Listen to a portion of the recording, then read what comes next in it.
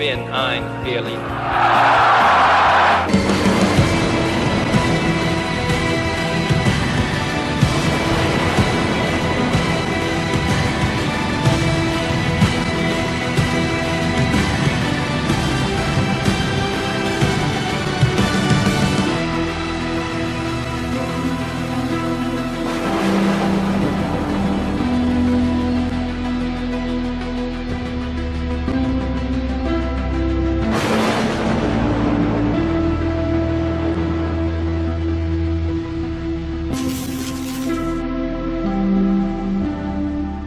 Oh, it'd be fantastic to win this thing. First thing I would do is set up story performances over in Greece, and I'd like to do it in one of the ancient theaters.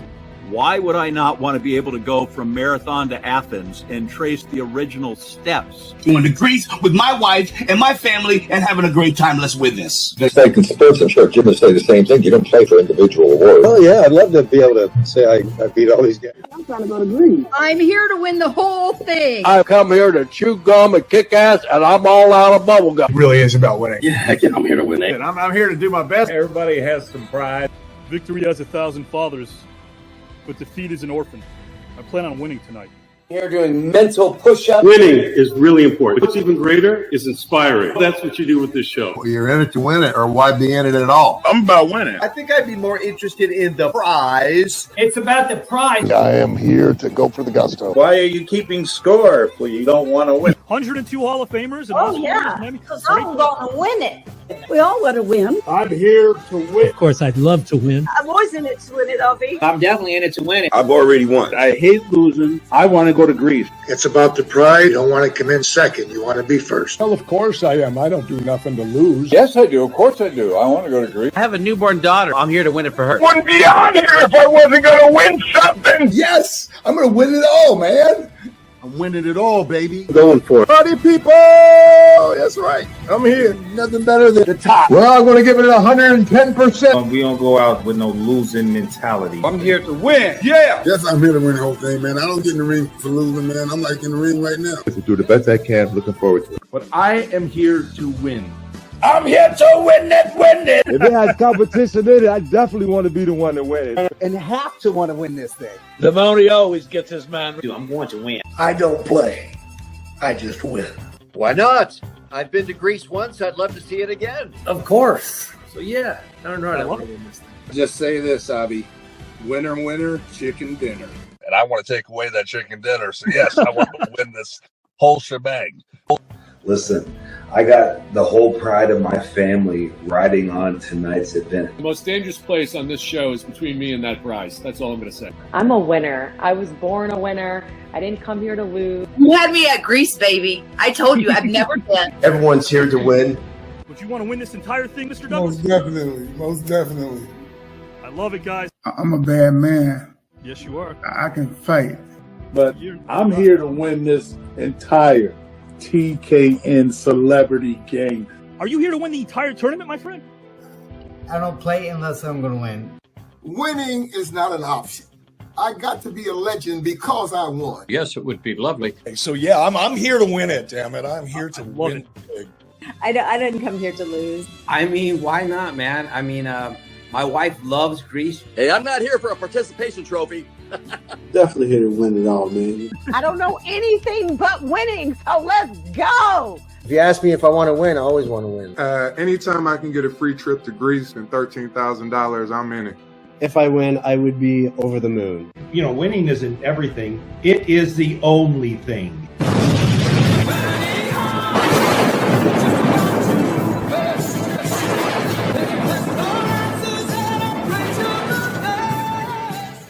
And then after that, I think she played Kathy Shumway, maybe? Yeah, she was Kathy Shumway. Very good. That's very impressive. I mean, that was fantastic. You are great. The only other person that has that kind of spontaneity and the gift of gab was the late, great Chick Hearn. We thought Golden Throat was gone, but he's reincarnated in you. You're sheer 9 or 10. You're probably 9.5. Oh. 10 is no one's perfect. But honest to God, you're terrific. You do your homework, and I've done that. everybody. You know, I've done everything. I've done In the 80s, I did Johnny Carson. I did Merv Griffin. I did it all. And you're very energetic and good. You asked the right questions. Now, if I hear any giggling... Another trio of questions, now more underrated. We have Billy D. Williams, Italian men named Skippy, or unicycle. Abolish the political parties. I'll tell you this, Av, you definitely do your homework. Hey, like I said, the good thing about you're extremely prepared. But on the other hand, she called Sophia her daughter. I don't give a fuck. Oh, where'd you get that book from? Yeah, there we go. That's my yearbook. That's Yeah. easy. I tell you what, you did your homework. John Amos. Man, what an introduction. I hope I can live up to that. God bless you. I'm prepared to take on this challenge of this wonderful monologue that she's written, and I couldn't think of anything I'd rather do after I read it again for maybe the third or fourth time. I've just been waiting on one of those introductions, and I was sitting there watching the opening of the show, seeing all these guys talk about, oh man, thank you, that was the greatest introduction we've ever had. And I'm sitting here, I'm saying to myself, please, I'm waiting on him to introduce me. Thank you for that great introduction. This is awesome. Avi, thank you, man. That is quite the introduction. I've done a ton of these things, as you know. I've never had an intro like that. It's good to be able to see that you bring people together that, you know what, maybe one of the world's problems will get solved by listening to this show. And I want you to accept the accolades that you get from all of these brilliant people. They tell you that you're smart. They tell you that you're exposed. These are comments and compliments that you have to say, thank you very much, I accept. Thank you. That's the best introduction I've ever heard in my life. You know something? You need to quit the show and be my moderator and travel. Thank you. You said things about me that I don't even remember. And what a collection of wonderful personalities you have. I think you should write my own book like the intro. Would you do that again? You're amazing, brother. I was always known as a good talker, but I don't know what the hell to say after listening to you. You're amazing. Thanks, man. That was great. I love the introduction. Yes. I'll be like, so move it. My friend, I am glad that I'm getting to know you. You are one hell of a human being. Oh, man, thank you, Avi. I appreciate it, man. Wow, dude. And that is amazingly everything that's happened in my life up till this moment right now.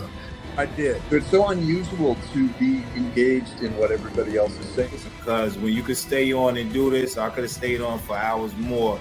I had a great time. It was great. I mean, your intro for me was just awesome, but also the intro to the show was like, wow, you have all of these people. Oh, I had a blast, man. This was absolutely phenomenal. It's completely different. I mean, it's not like a podcast. You have something amazing going with the show but you're there and you're educating us. You're taking people from different eras, different disciplines. You're taking us out of our comfort zone. You're making us fall in love with people that we didn't know. I had a wonderful time, Avi. You gave me good eargasm tonight, man. I love your voice. I love the things that you talk about, man. Is eargasm a word? It is now.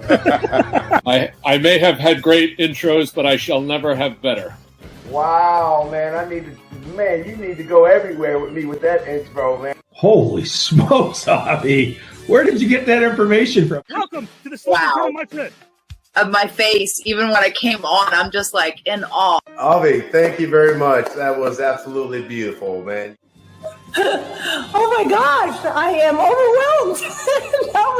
that was incredible and exciting. Well, thank you so much for having me. Thank you so much. Thank you so much. That was awesome. Wow. Oh, my dear, what an intro. Boy, you do your homework. Hey, Avi, beautiful. Great entree. Thank you very much. Hell of a info, I tell you that. Thank you, Avi. That was, oh, man. I got chill bumps just listening to you. That was a good introduction. Wow. That was great, man. Damn. I didn't know I was that famous. Thank you for letting me know who I am. Well, Avi, thank you very much for that warm welcome. Hey, thank you, Avi. I got to say, that's one of the better introductions I've ever had. I just experienced sympathy cardio. My heart rate's about 120 beats a minute just listening to that intro, brother. Wow. Holy moly, Mother of God. I need to get a copy of that because that's going to be my eulogy. Oh, that's quite an intro, my friend. Appreciate it, man. Thanks for having me. Thank you, Avi. I don't think I've ever had an intro like that. Welcome. Thank you for having me on. That That was the best introduction ever, man. What's going on, man? Appreciate that. That intro was awesome. Wow. I just feel like I walked out to an arena. The greatest wealth is when you can share it with someone. You can express your deepest feelings, but the greatest wealth is to be able to say that I have a friend. And I feel an unbelievable level of wealth. And a lot of that is because I have somebody like you. Thank you, Avi. And if I could say something to you. Yes, you know, I've been through a really rough time the last month, and I really thank your support. I lost my father, and you were the first person to support me and all that, and I thank you so much for that. It meant a lot to me.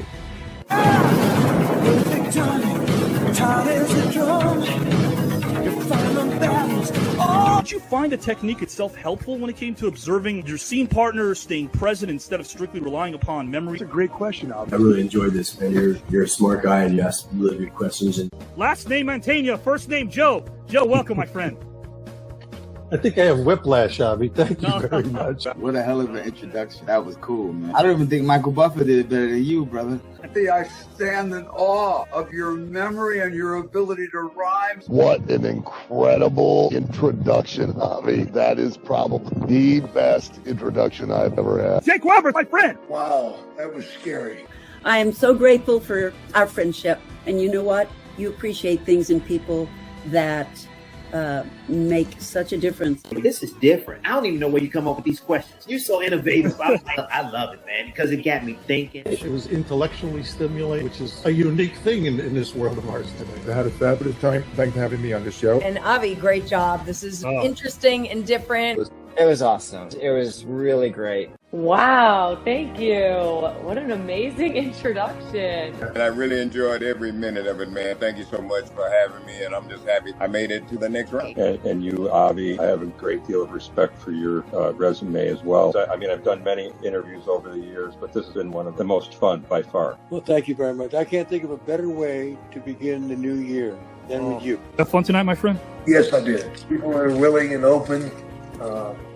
I like that. Wasn't sure what to expect. You're number one in my book as far as putting on a podcast. You know what? You're a very interesting person. I mean, please. You are with all this rhyming stuff. You must really put a lot of effort into this, and Praise, is teaching this craft as rewarding for you as performing? I think sometimes it's more rewarding. Yeah, I had a lot of fun. You do a great job preparing. A very simple formula. Everybody's a suspect. I hope you're getting paid a lot. This was the greatest intro I think I've ever had. It's terrific, and it's fun, and keep bringing diverse personalities together. I think that's great, and it's also wonderful to hear people talk sanely to each other today. I can't tell you how refreshing it is that somebody knows what they're doing. When all of the actors and directors, different worlds come together, this is like a sanctuary for those people because we don't always get to talk about the things that really truly move us.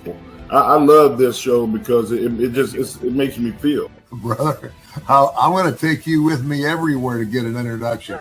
That's the best introduction I've ever had in my life. You know, usually I'll do interviews and get asked the same questions about Stephen King. This was great to talk about things that matter, that go beyond project. Wow, when I have a retirement party, even at my funeral, you better show up. That was one of the best introductions I've ever had in my entire life. Better than my bar mitzvah. Papa Smurf as a hip-hop artist? Yo, yeah. You're very talented. That's amazing. Mr. Sizemore, first name Tom. How are you, my friend? So I could turn the volume lower if you'd like next time, if you'd like me to do that. I don't know what I can do now. First name Keith. Oh my God, what a great introduction. Fantastic. You do your research, connected with me right there. And he knows my brand. This is why your audiences love you. This is why you continue to great guests. And great guests beget great guests. I enjoy myself so much. Oh, man. I love the questions. Honestly, like that perspective in life. Hey, listen, brother, it was so much fun. I'm so glad I'm moving on to the next round. Avi, you do an amazing job. I appreciate you. I actually had a great time. I got a great chance to get to know the other two contestants. I had a great time, and if I go up against Jimmy McMahon, can we do it in the same room together? I really enjoyed myself. Thank you. Did you have a nice time, Sally? I did. A wonderful time. I appreciate you. You have a great rest of the weekend, my friend. I did. Yeah, it was very interesting. Yeah, very different. Had a great time. I had a great time. I mean, listen, it's it's just bringing people together. It opened my eyes. It opened my eyes to people and their own trials. Really enjoyed it, man. I enjoyed hanging out with you guys. I sure did. Thank you. I had a wonderful time, man. Yeah, I had a good time. It was nice to meet the other folks as well. Just thank you. Thank you for tuning in. Thank you for all the love you showed. I had a great time. Thank you to everybody else.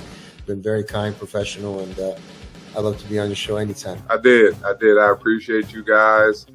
Hey, Avi, you're incredible, brother. You just never cease to amaze me. Thank you very much. This show should be on mainstream television. You showed us your heart and soul, and I appreciate that.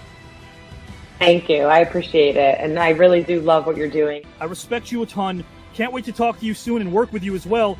It's like Saturday Night Live all over again. You have accomplished something that is absolutely amazing.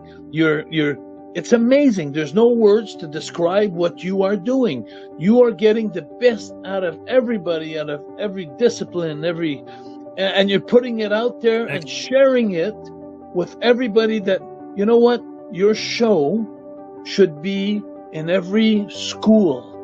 They should listen because you bring good values. You bring it's amazing what you're doing, Avi, and you know everybody's telling you, but take it from me.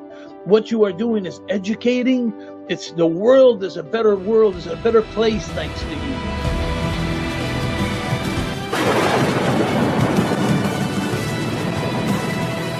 I think it's fabulous. I'm excited.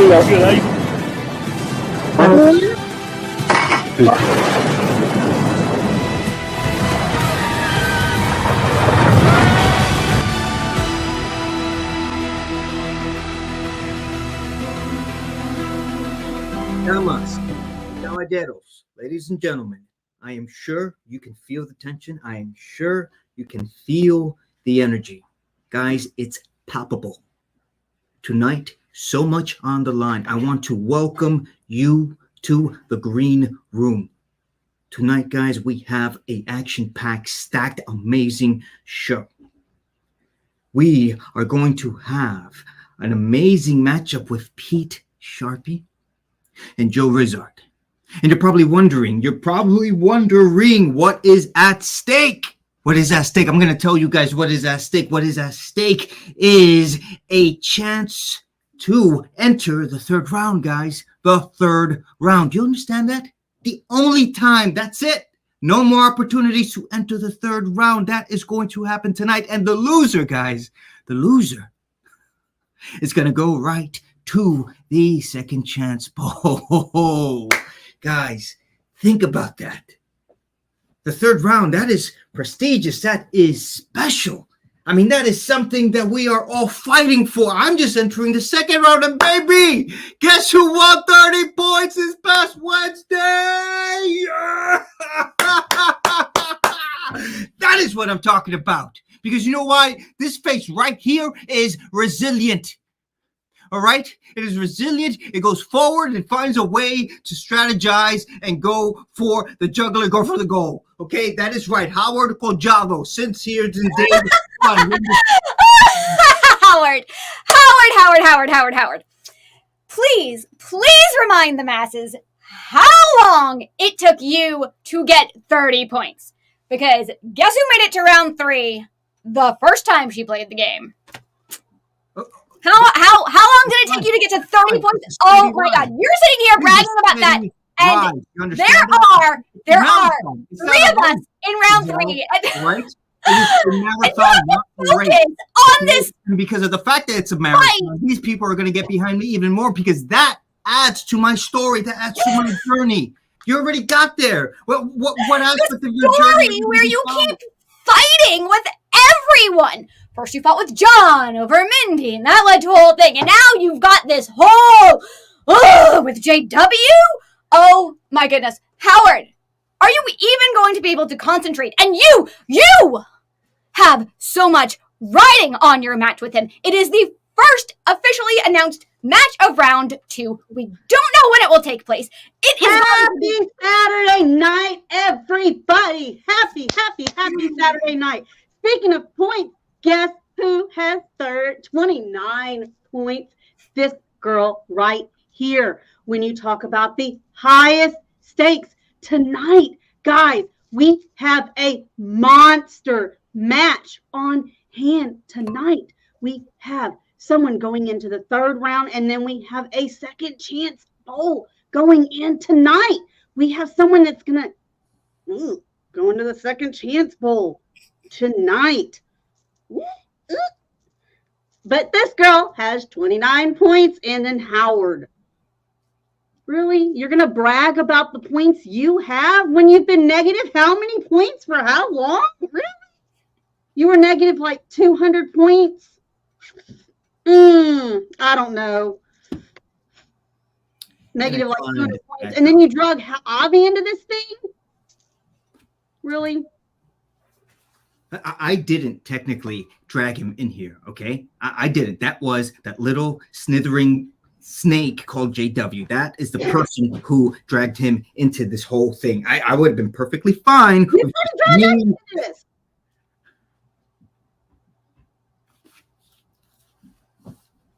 You try to drag all of us into this. You try to drag me into this. You try to drag me into this, and then now you've got Avi into this, which, I mean, I guess he's got to go eventually, but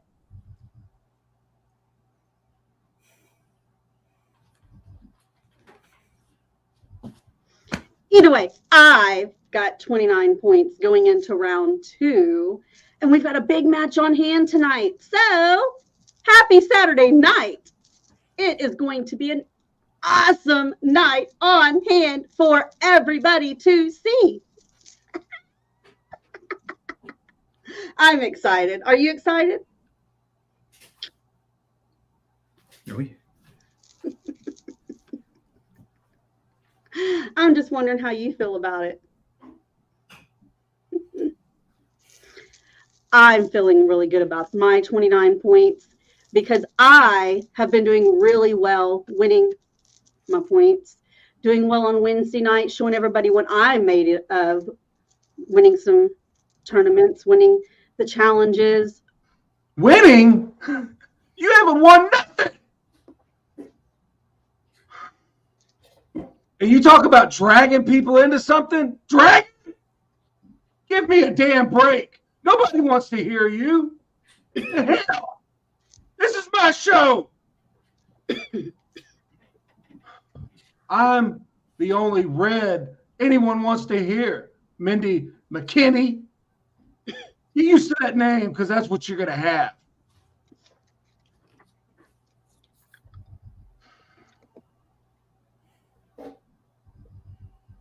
Now, that that's said,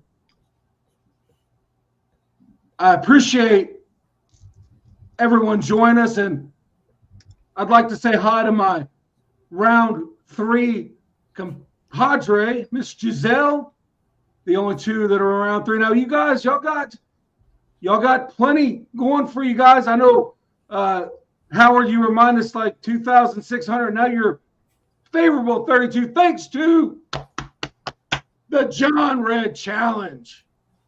What happened to humility, John? What happened to humility? I mean, get out of here with that. We're trying to have a show. We're trying to unify people. Each one of us is trying to open up the show with some gusto here, and you're talking about yourself. That's kind of rude, don't you think? Anyways, welcome, guys. I know you guys are waiting for me, Truly Julie, to open up the show today. First of all, we had lame Howard opening up, and then Giselle is cackling. We got Mindy trying to, tell off Howard here, and John is just flapping his job on himself. Tonight, we're going to make it about you guys, and that's what it is all about. Yeah, It's Saturday night, the Groove Room, episode 190. Can you guys believe it? Whoa! 190 episodes all time. Ready for 190. Nobody does that. Watch that intro. On the black box in a long time. Now is growing. Very on my feet.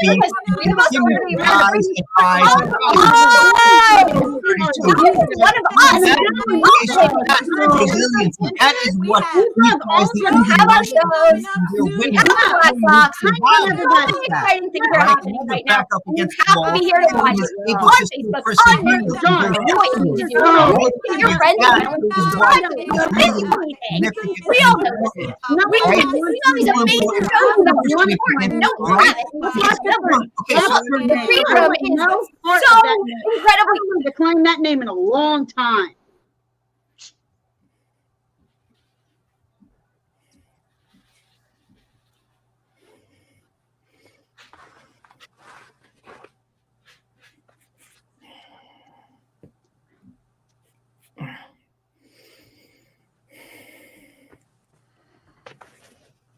I'm glad you all shut the hell up.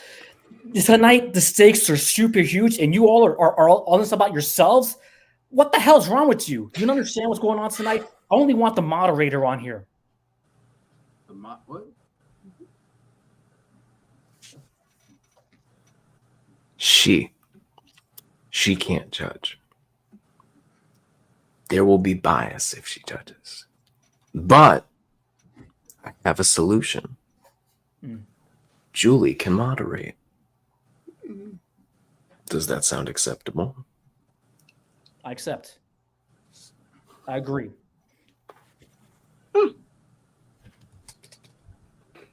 So you guys want me to moderate? What the man said. I mean, that does seem fair because I know I would be biased. Let's face it. But who's going to judge? Yes. The Green Roomers are going to judge, but not only the Green Roomers, but also, of course, the viewers are going to be judging. I mean, they're the ones that we're doing it for. Oh, let me check something, guys, because I just got an email from Avi. And I think you guys are going to like it. So, guys, Pete and Joe, we all know leading up to this week that you guys were going to have a showdown, that you guys are going to have a huge matchup with huge stakes, but also 3 topics. I was just emailed 3 topics from Avi.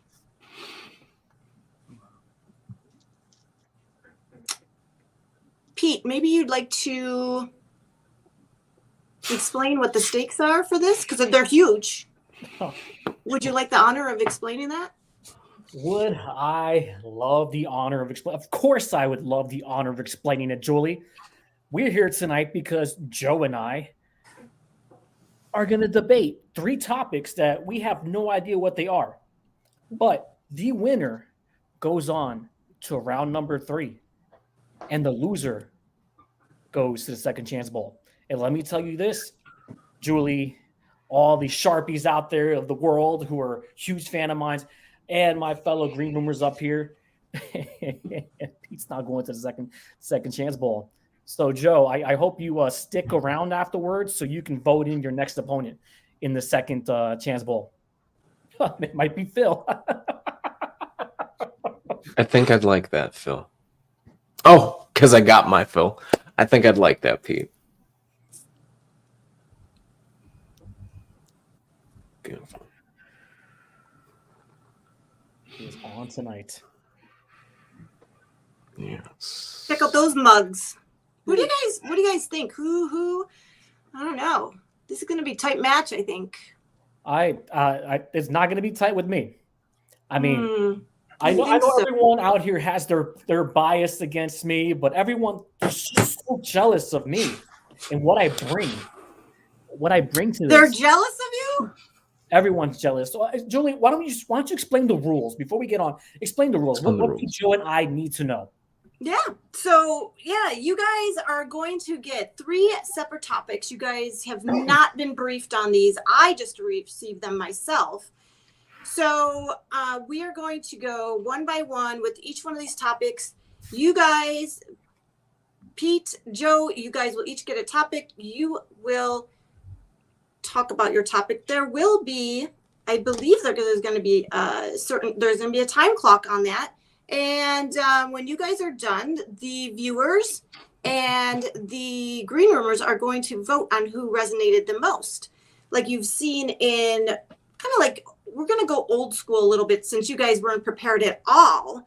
So now the stakes are huge. And I know Pete mentioned them earlier, but in case you don't understand caveman, I'll explain it to you guys again.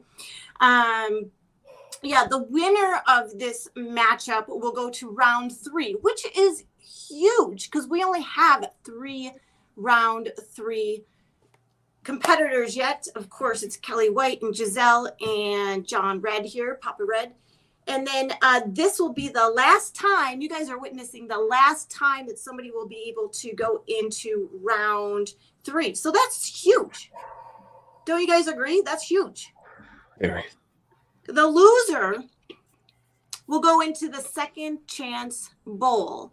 Now, you will have a second chance because, let's face it, life is about second chances. So if you don't make it tonight, you're going to have another chance to go at it with the other people that came oh so close to winning, but yet not so far. So you guys will be in the second chance bowl. Whoever loses tonight, what do you guys think?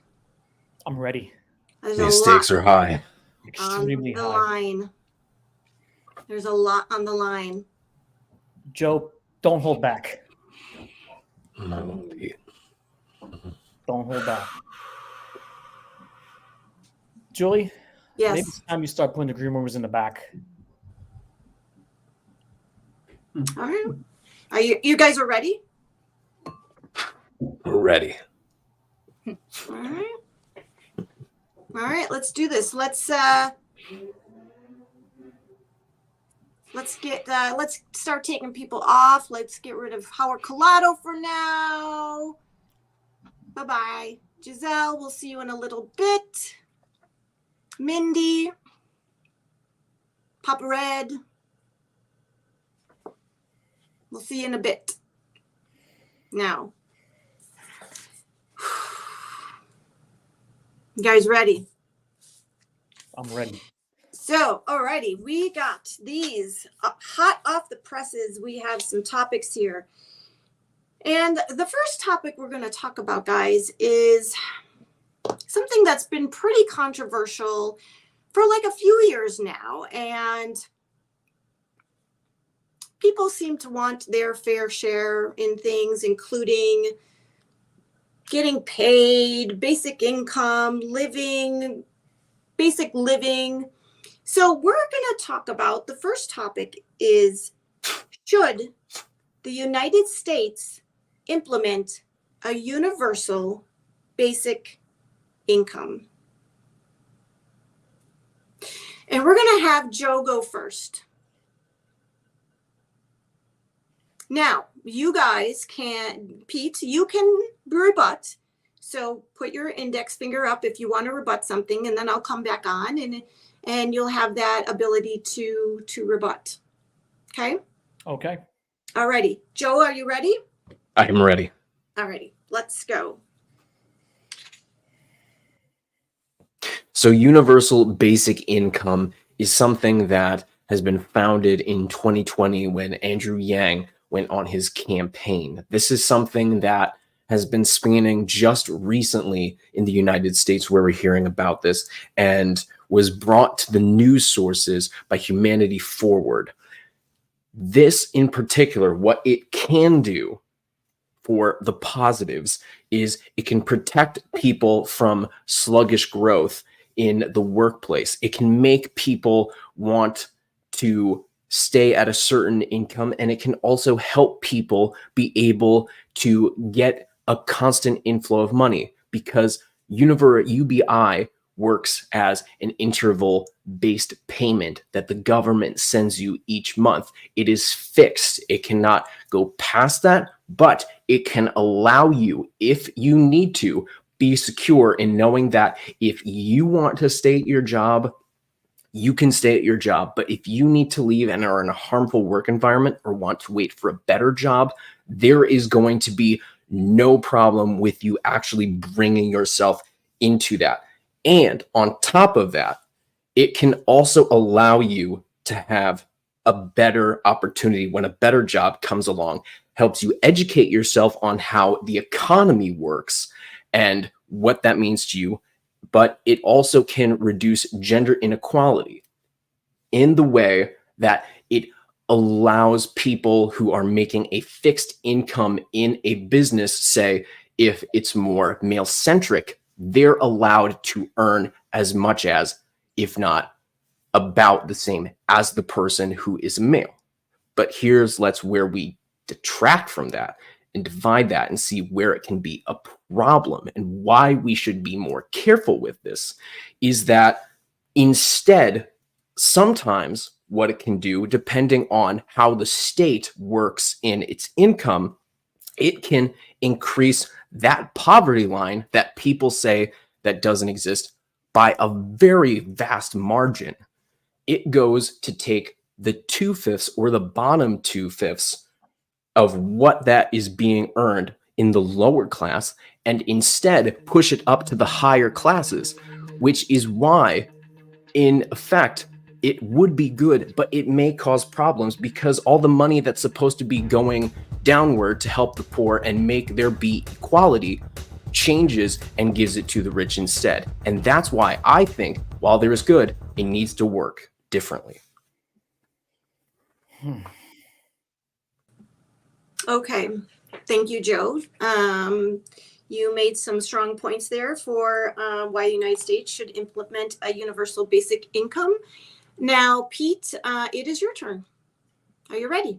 I'm ready. Alrighty, let's go. Let's go.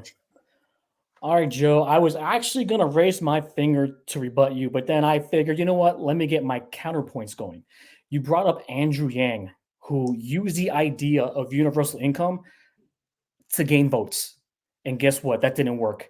And to bring about, in equality between people, I believe, don't quote me on this, but I think Chicago is one of those cities, or Illinois was a state that actually tested out universal income, and the majority of people who qualified for it spent it on vacations to Disney World rather than using it. Go ahead. But then doesn't that also add to my point that I agree with you that people are able to use it for things that they shouldn't use it for. But then that also adds to my point that people get more educated about how their economic status works. They don't focus on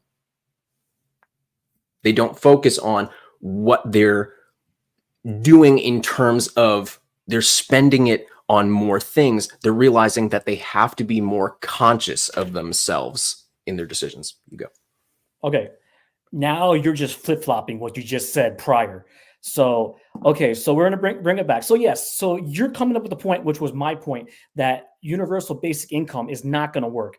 I believe Finland tried it and it failed. And, they tried to give people, I think I said about 560, I forgot what their dollars are called, a month, but the government realized that they were overspending. And yes, Europeans pay a lot on their taxes. And if you want to bring that to the United States, you got to understand what a lot of people do not understand is that the United States has a population of over 300 million people. You cannot give basic income to everybody. And then you have to keep it fair across the board, because if you're giving it to Joe Schmo, who makes not working, and keep in mind, if you give Joe Schmo sorry, I'm not using Joe Schmo because you probably think I'm hitting on you. I'll use another name. We'll use John Smith. John Smith doesn't work, and now he's getting a basic income from the government. Do you think John Smith is going to go and work ever in his life if he's getting, let's say, $800 a month? Why should he? You're just going to continue to keep people lazy. And with the population so huge, go ahead, Joe. Go ahead. But I did end with the fact that it's something that it still needs work. It still needs to be worked on. Looking at it at a basis of where it is in other countries is good, but this is something that still has to be focused. Moderator, you're not moderating. I got my finger up. Yes, go ahead. Okay, Joe, again, you're flip-flopping. You had a positive point for universal basic income, and now you're switching it up as to, oh, well, if there are problems. Yes, there's problems with it. It's not going to be fair for everybody. It's like being on welfare, and people are on welfare. It's generational. And if you have basic income, no one's going to have the incentive to ever want to work. Why would you want to work if someone's giving you money? And I know, like me, I love money. Everyone loves money. I work hard for it. You work hard for it. And our taxes, we pay a 22% to 25% tax rate. Do you want your taxes to go ahead? But this is where we rein it in. I don't question your motivations of what it means for. Back to what I was saying. The tax rates are going to go through the roof. And do you want to keep paying taxes? Do you love senior tax? How about bring another subject? So you're giving where does this stop? Universal basic income, where does it stop? Is it to just citizens, legal residents, non-residents, people visiting from other countries? Where does it stop? What we keep giving out freebies,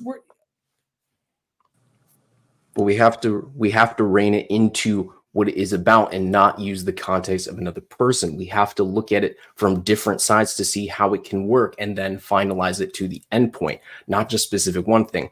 That isn't necessarily meaning that you're saying it wrong, but it does mean that it loses out on what we could know. And again, educating the masses as to how to better work with finance rather than how to be more frivolous with it, because that's not a question about the poverty line or how it goes. It's just allowing us to understand more and what this equates to, which is very good that you're able to do with this. Well, Joe, the person is smart, but people are dumb. So when you keep giving out free stuff and more free stuff, society is just going to end. What's the incentive to keep moving on? What's the incentive to make that next big invention? There is none. If I'm getting a universal income, I'm just going to sit home and do nothing. I'm going to sit and watch the TV and some tunes, watch some extra animes I can be watching. And that's my case in point. Universal income will not work in the United States. There you go. And you proved my point, Joe, by jumping on to my points. Thank you for flip-flopping. All righty. There you have it, guys. So we've gotten both points from Joe and Pete. Let's go ahead and get our votes for the first topic. Who resonated with you most? Let's start off with the green rumors. Let's start off with Howard.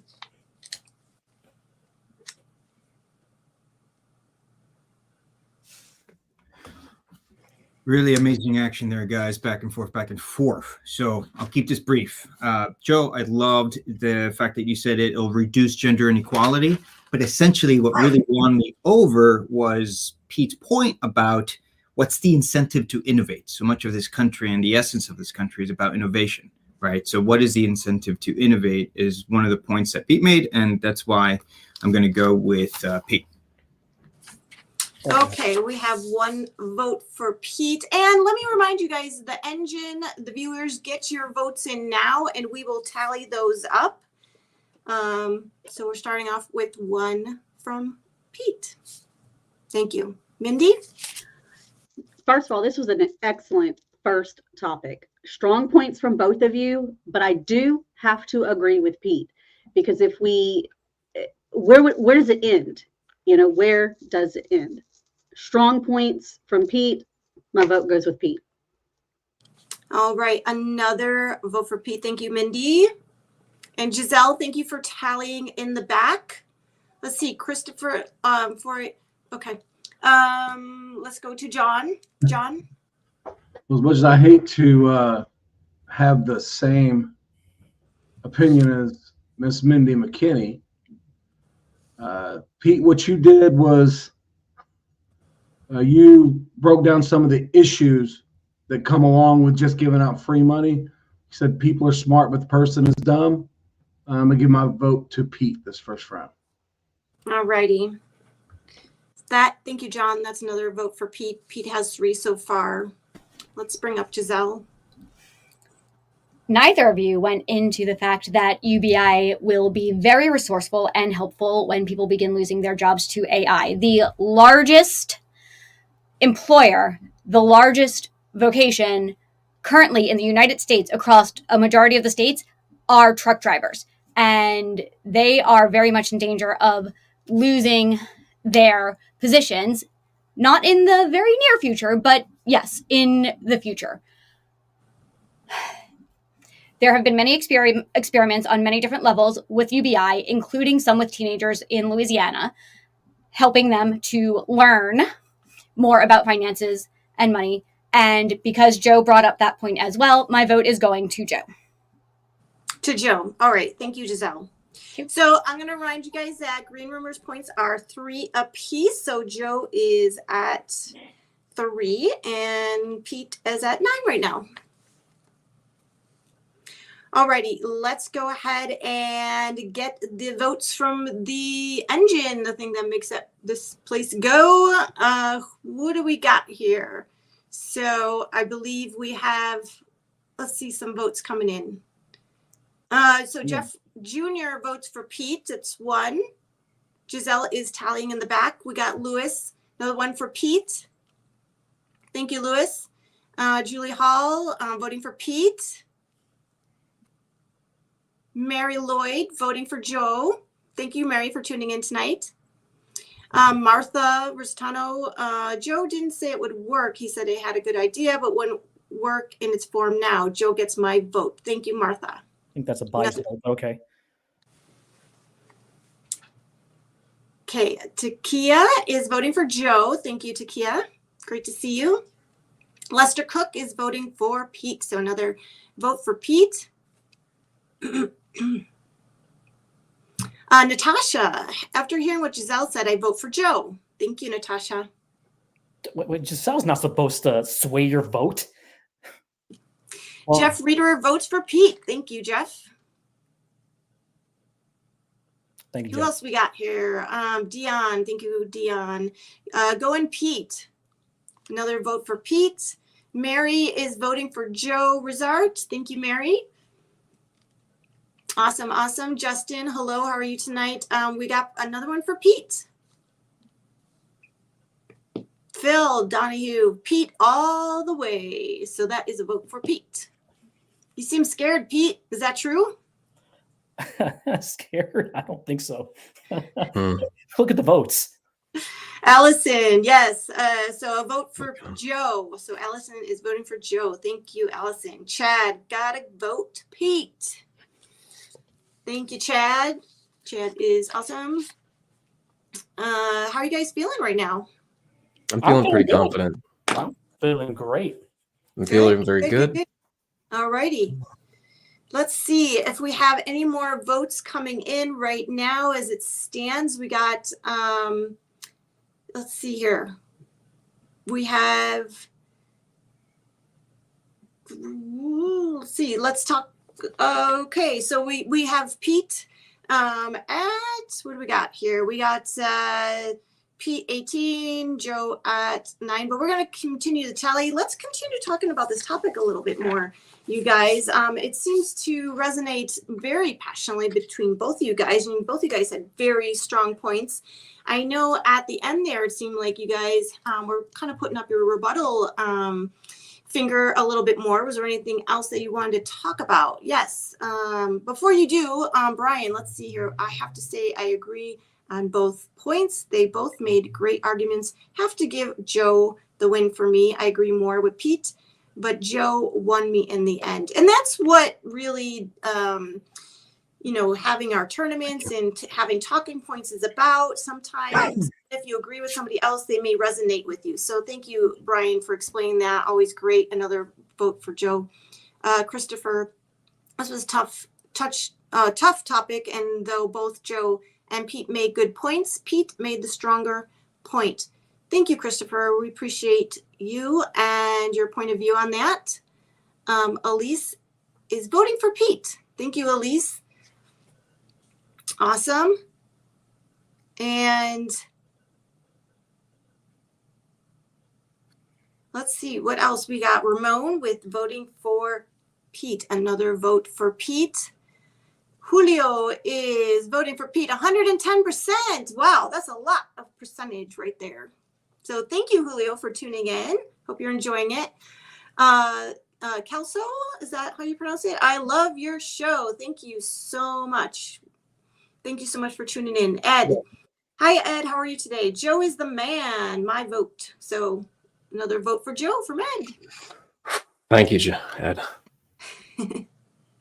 You guys, the stakes are so high tonight. Whoever wins this is going to go to round 3. And, that means getting closer to the end of this tournament altogether. So, if you guys are not sweating and taking it seriously, I don't know what's going on. But let's move on to topic 2. Thank you, David. Fun one so far. I think so.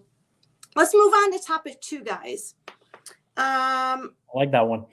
That was a good one. I'll give him that. So round 2 is here. Are you feeling that yet with these topics? So the first one, the second one, another controversial and very widespread talked about topic. And this kind of hits me home too, but I'm not going to give you my opinion on it. But here's the topic. Are stand your ground laws effective? We're going to start with Pete this time. Okay. I'm ready. When you want me to start? Right now? Yes, go ahead. Okay. Are stand your ground laws effective? Well, that can go either way. So currently, I believe there are 38 states that have stand your ground laws. Each state varies. And let's say if you go, we'll talk about Florida because I know Florida a little bit. So I guess it also has another name. Was King of the Castle, whatever. I might not have the verbiage correctly. But if someone comes to your house unannounced, you didn't know they were coming there and they threaten you, you are allowed to stand your ground and shoot that person. And am I for these laws? Yes. We live in a crazy time. And folks, if your state has a stand your ground law, make sure you research it because you don't want to end up in a state where they do have a stand your ground, but it's very specific as to what you have to do. And you end up going to prison for protecting yourself. So yes, stand your ground laws. Let's keep at it because the importance of it is that you get to defend yourself without having, you call 911. How long does it take for the cops to actually make it to your house? If someone is breaking and entering, will count, we'll say best case scenario response time is 3 minutes. By that time, your family could have got murdered or, tied up, beaten for no reason, just because somebody saw something nice in your house and they wanted to kill you or take your stuff. So stand your ground allows you, as soon as you heard that, you hear some noises at your front door and someone's trying to open that door that you did not invite, guess what? Pull out that gun, get the hell away from my door. Nope, boom, boom. That is it. Stand your ground gives you the right to protect yourself from invaders. This is why it's very important, folks, to go out, understand the laws in your cities and your states. And if you have a stand your ground law, study it, arm yourself, defend yourself. Folks, you need these laws because there are no superheroes out there. There's no Batman. There's no Superman. It's you. And when the cops don't make it in time, it's between you, that intruder, and your family. And case in point, that's why I'm for stand your ground laws. That's my argument there. All right. Thank you very much, Pete. You heard it from Pete. Joe, you are going to be up next. It's interesting that you said flip-flopping earlier when you said the people are dumb when it comes to how things are done, yet you're also saying that you need to educate people on what these things do and why they're good and necessary. And the problem with that is that these things have more of a likelihood of catching a citizen willing to shoot anyone and shoot first, rather than being able to give them the chance to take it calmly and back up. For instance, let's say you're in a situation with this. That brings up the problem of, let's go into research primarily shows that it serves to increase homicide and also gives more power and racial bias to people who want to have the guns taken away from those people. This brings the power to the people that want it, the richer people. And again, it can also bring a racial bias into this with victimization. Got a rebuttal, Pete? Yes, it is. First off, we're not talking about racism here. We're talking about stand your ground laws. Two different things. Absolutely two different things. Oh, here we go. Joe has rebuttals to that. Go. But it is known, depending on which state, as you said, study up on that, is something where it will increase that. And say if someone who is of a different race particularly gets into your house and steals from you, those people can base it upon that and merely facilitate it. And in fact, people aren't allowed to have that in their houses. In fact, it will make people less likely to resist anyone. And again, those people who have the guns will be the bad ones to use them. Okay. Pete. I'm sorry, Joe. Did you just say if someone came into my house and took stuff? Yeah, they're getting shot. I don't care if they're white, black, green, yellow. If I did not invite you, you're getting shot. That's the whole point of the law. Racism, there is no racism in this. Joe has a rebuttal. Go ahead. But again, to continue my point, if you have those laws in place to prevent people from carrying in the first place, they won't be able to be more defensive. And it will also heighten the prices on defensive gun courses for people who know how to use those guns in the first place. It will heighten the prices so people will be less likely to protect themselves, and they won't be able to go further with that, which is a big problem and is a lot of where that stems from. And if you get into a fatal confrontation, it is more likely for you to just be shot by the people rather than you being able to have the chance to defend yourself in that moment. That's why we need to have none of those laws. Pete? So, Joe, we're here talking about what ifs. You're talking about what ifs here. Let's talk about what if someone broke into your home right now? Do you have the ability to talk them down? Or are you just going to take it? And mind you, you're in a stand your ground state. What will you do? Go ahead. Rebuttal that, Joe. I'm not finished. So to finish off, it is not talking about us. We as people are not supposed to look at the motivations of others, Pete. We're supposed to be looking at the motivations of the subject at hand. You're moving, you're deterring from the actual subject at hand, which is how those laws will impact us and take away. I'm done. You're done. Okay. He's done. Well, let me finish off because you got 10 seconds left. Joe, my motivation, you're swaying from nothing. Someone comes to my house uninvited, they're getting shot. I do not care.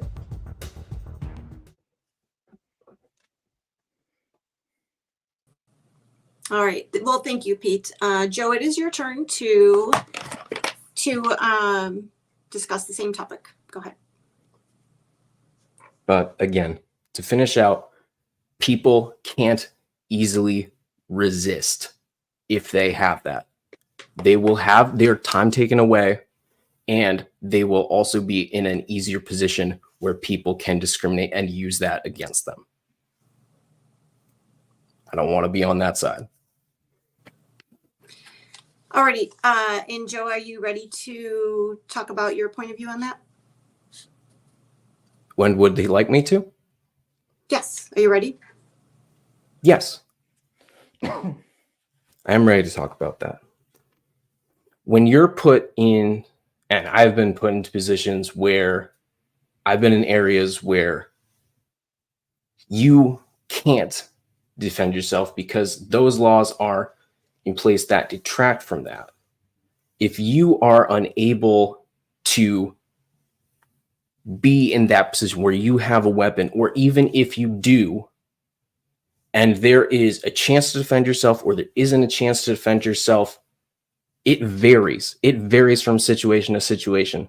That's where, when it increases the amount for someone like myself to have to pay for this license, I'm probably not going to be able to do that because I'm working on so many other things. And in that point, if I don't get that chance, I'm probably not going to do it. So if I get in a position when I'm put, young to me, in a position where I'm unable to defend myself other than what I know, gun will win. And that's why I need to have something in place that works. Okay, Joe, I understand you're out here, you might be in states where but Pete, again, yes. You just asked my opinion of how I felt about it. You didn't say that you need to continue. What you are saying now is before you equate and constantly push me in the subject, and that's great for how this goes, but at the same time, it doesn't really give focus as to what the subject is, what we're discussing now. You're flip-flopping.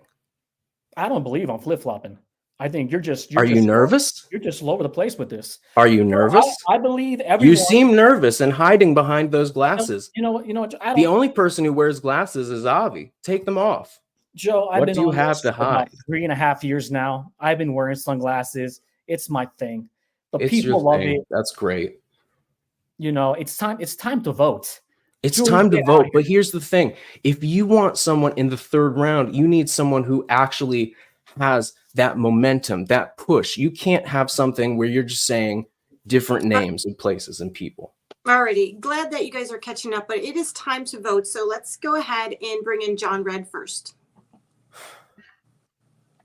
You can tell. I can tell the intensity, and it's starting to get on each. Y'all are starting to realize the time is now, and I can see the intensity in both of you. And it's just like classic Saturday night. It's voting ain't easy, and I was back and forth. I was Pete, Joe. Both of you made good points, and Pete just edged you out. I'm sorry. It was close though. Great job by both. All right, thanks, John. 3 points goes to Pete. Let's bring up our next green rumor. Let's see who is up next to vote. Come on now, don't be shy. Oh, let's get the viewers. Don't forget to vote, guys. I want to see your votes right now. Put it in the comment section. Who resonated with you most on that topic? Was it Joe or Pete? So while I bring up the green rumors, you guys throw in your votes right now. Let's bring in Howard next. Woo! It is getting hot in here. Okay, I'm just gonna just keep this brief.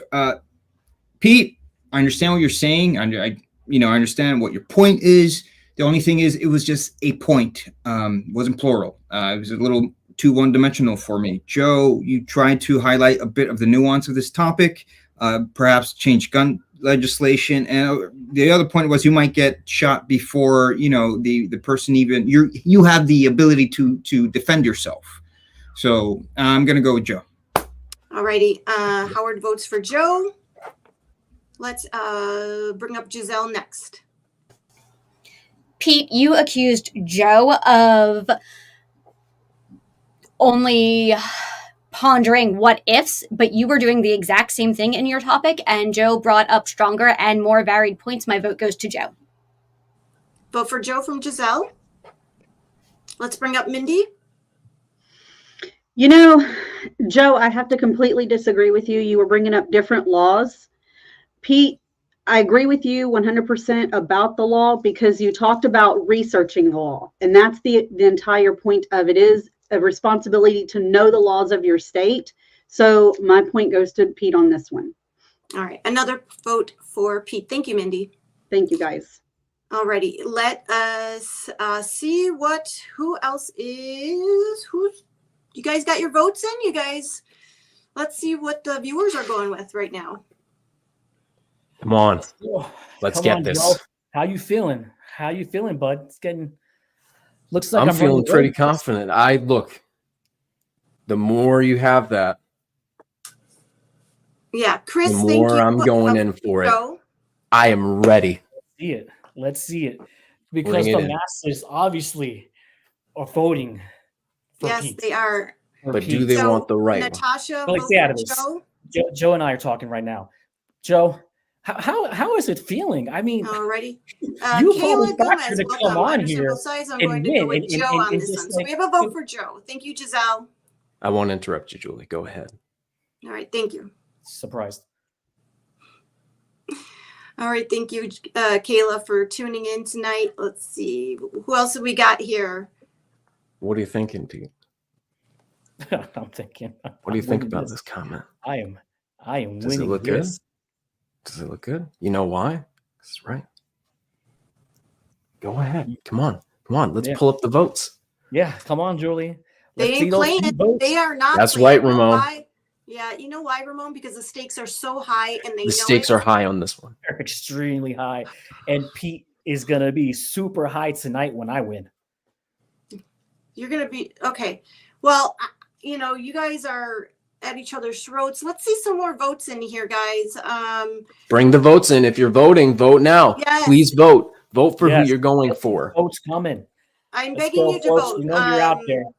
Yeah, you guys watch each and every week. You guys are loyal. You guys, you watch. You know what's going on. Let's get those votes in here.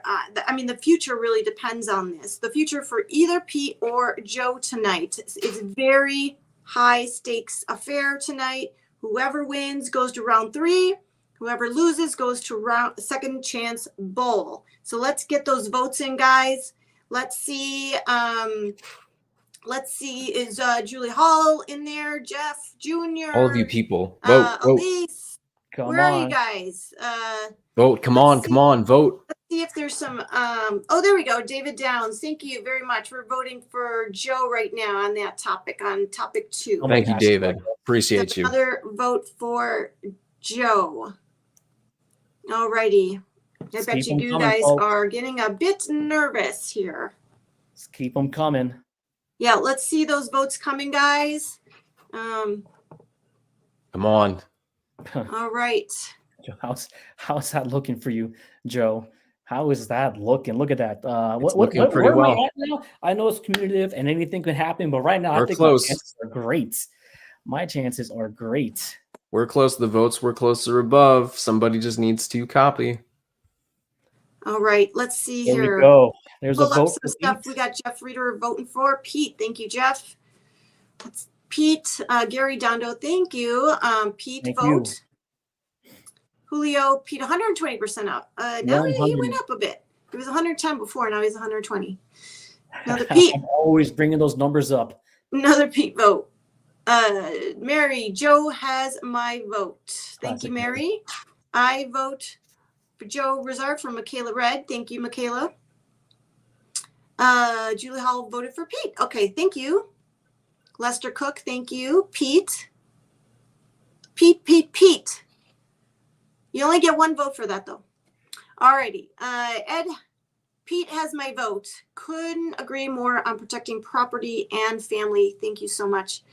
Dion, got to go with Pete on this one. Thank you, Dion. Kelly, a person's home is their castle. For peace of mind, there has to be a right to defend it. I have to vote for Pete. Thank you, Kelly, so much. Chad, I vote for Joe. Thank you, Chad, for tuning in tonight. I still love you, Chad. Bill, we got your vote, Pete. Thank you, though. That's awesome. Takia, I vote for Joe because Pete contradicted himself. I'm sorry. It's okay, Takia. We're here to vote, so we're glad that you're watching. Their opinion. That's what it It's means. fine. Allison, this is a tough pick, but I vote for Pete. Plus, his shades are snazzy. Well, thank you, Allison. Ramon, both were very passionate about their points. I got to go with Pete, though. Another vote for Pete. I understand both sides. So I'm going to go with Joe. I think we got your vote already, Caleb. Thank you so much. I think you had great points on the topic. Thank you so much for giving you insight and why you're voting. I need all the votes.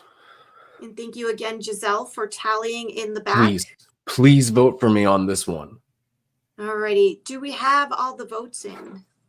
Oh, here's one more. Christopher. Thank you, Christopher. Wow, another great topic, but Joe has my vote. Hands down. All right. Awesome. Awesome. Awesome. All righty. Let's see. Alrighty. Let's move on to topic 3, guys. Unless there's any last minute votes, we'll give it like about 5 seconds. We got that vote already. So 5, 4, 3, 2, 1. All right, let us move on to our last and final topic, guys. I hope you are ready. This is very serious, very high stakes, and a perfect topic for these guys. Here's the topic: is conflict necessary for change? Joe, you want to start us off on this one? Yes. Okay. Conflict is the opposite of what everything we want. We don't want to have to hit first. We don't want to have situations where you have to fight for something. But if you have to, that has to be where you focus all of your energy in on. It's good to have debate. It's good to have healthy debate, and you need to have that. And that's why I'm standing with you need that conflict in your life, because you need to move forward. One of the biggest things that has happened in my life in the past year has been dealing with death. Dealing with death and what that means to me and how it conflicts and hurts, and the pain of losing someone so hard in your life. Last year,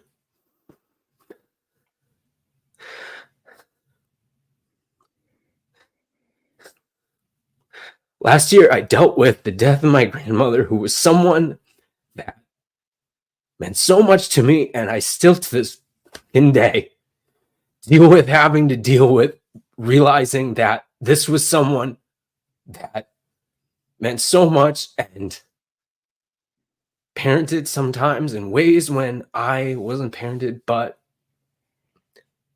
to get through and know and still pushing. If you don't have that in your life, I was not able to become best friends with one of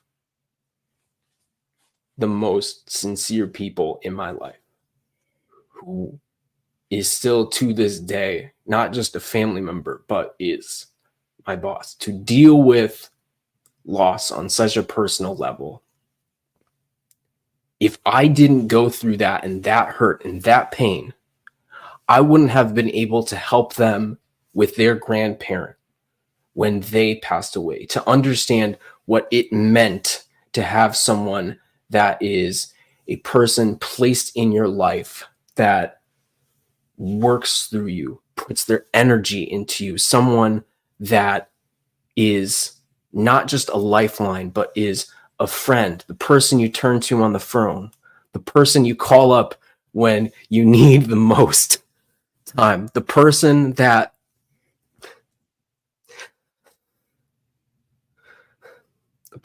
leads you through wanting to just end it all. And even in that moment too, this person was there for me. She was the one that helped me see through that. If I hadn't done that, I wouldn't have been able to live. I wouldn't have been able to. If I didn't feel those pains, if I didn't feel this suffering, I wouldn't be able to understand other people, the complexity of life. I wouldn't be able to understand my friend Connor and how he depended on his grandparents. I wouldn't understand. I wouldn't be able to understand my best friend, who is an honorary father to me, when his father passed. I wouldn't be able to understand him and what that pain is. So going through that conflict, that pain of that, as hard as that is, you need that. You need that to understand, to empathize. And that's something that I can never go back on, and you can never go back on as a person, whether through the start of your family or till the end of your days. Thank you. Thank you, Joe. I appreciate that. I just want to remind you guys that this is really do or die. This is very serious, and this is the last topic. Whoever is going to win is going to advance to round 1, round 3, and whoever loses, they're going to have to start all over again in the second chance bowl. It's going to be tough for one of you two. I appreciate your vulnerability, and Pete, you're up next. All right, can you repeat the topic for me again? Yes, absolutely. Is conflict necessary for change? Yes. Okay. And Joe, I wanted to put my hand up in the air, but I gave you your time, and I didn't want to interrupt what you were saying. But now on to, can conflict bring about change? And I'm not going to talk about personal conflicts. I'm going to talk about conflicts that happened around the world. And is it necessary for conflict to happen to affect change? And as you can see, is that in world history, it has. If we did not have, if we didn't have the Boston Tea Party, and we wouldn't really, those events led to America becoming a state. So we didn't have conflict with the British, we would never have been a country. If you fast forward years later, and you had Nazi Germany taking over Poland, and people just let that happen.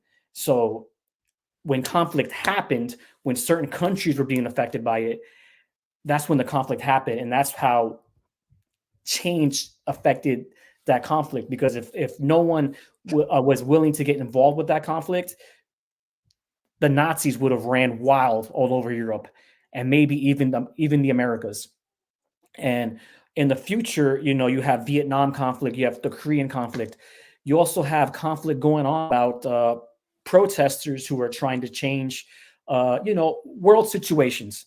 And so you have to sit down as somebody who's protesting, and do you create that conflict to bring it over that point of just being a passive protester to somebody who's aggressively protesting and maybe on the verge of rioting? So do you face conflict with conflict? So what does that bring about?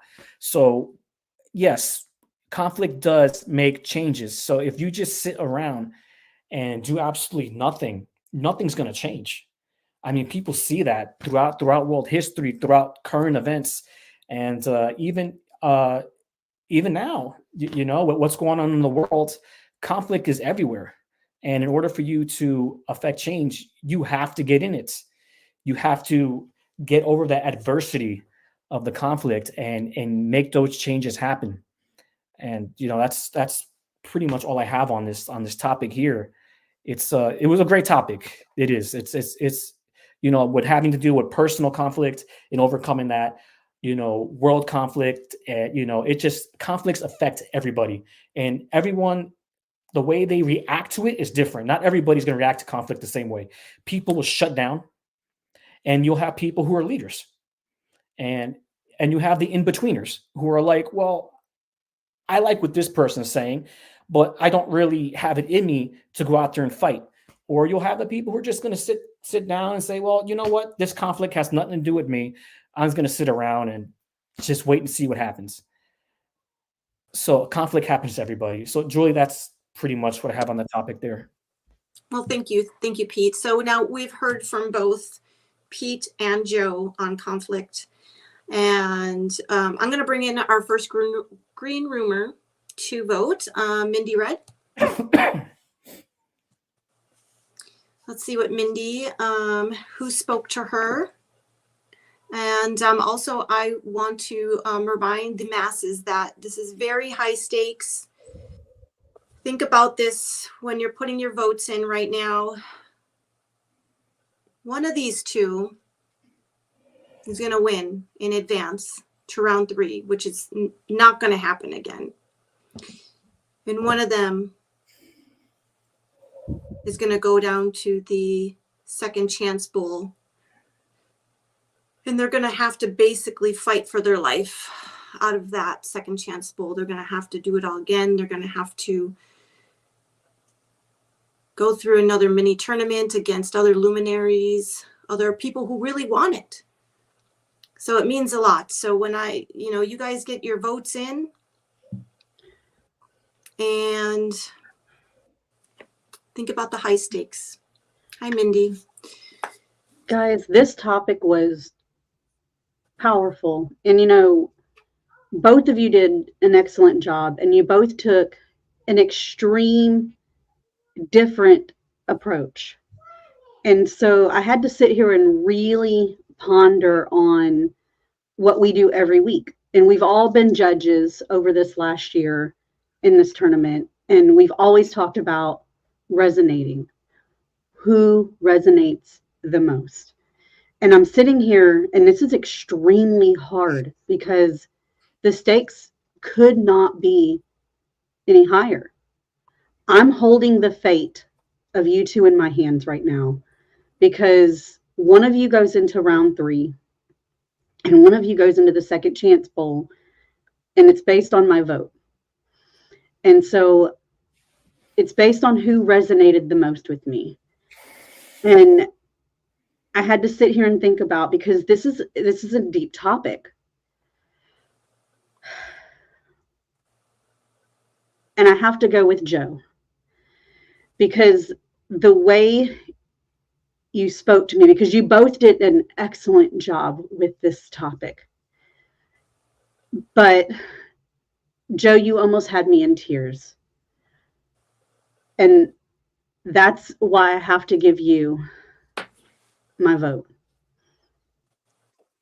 All right, one vote for Joe. Thank you, guys. Thank you, Mindy. One vote for Joe. Let's move on to Giselle and see her thoughts and what her take is. These are two very different approaches to this topic. Joe went internal. Pete went external. Pete, I've faced you twice before. I know how tough you can be. I know how tough you are.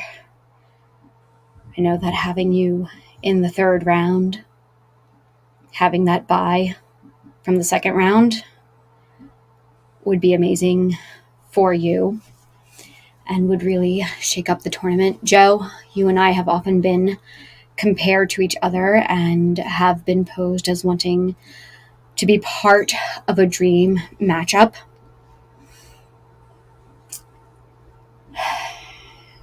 We have a heavy task tonight. We are here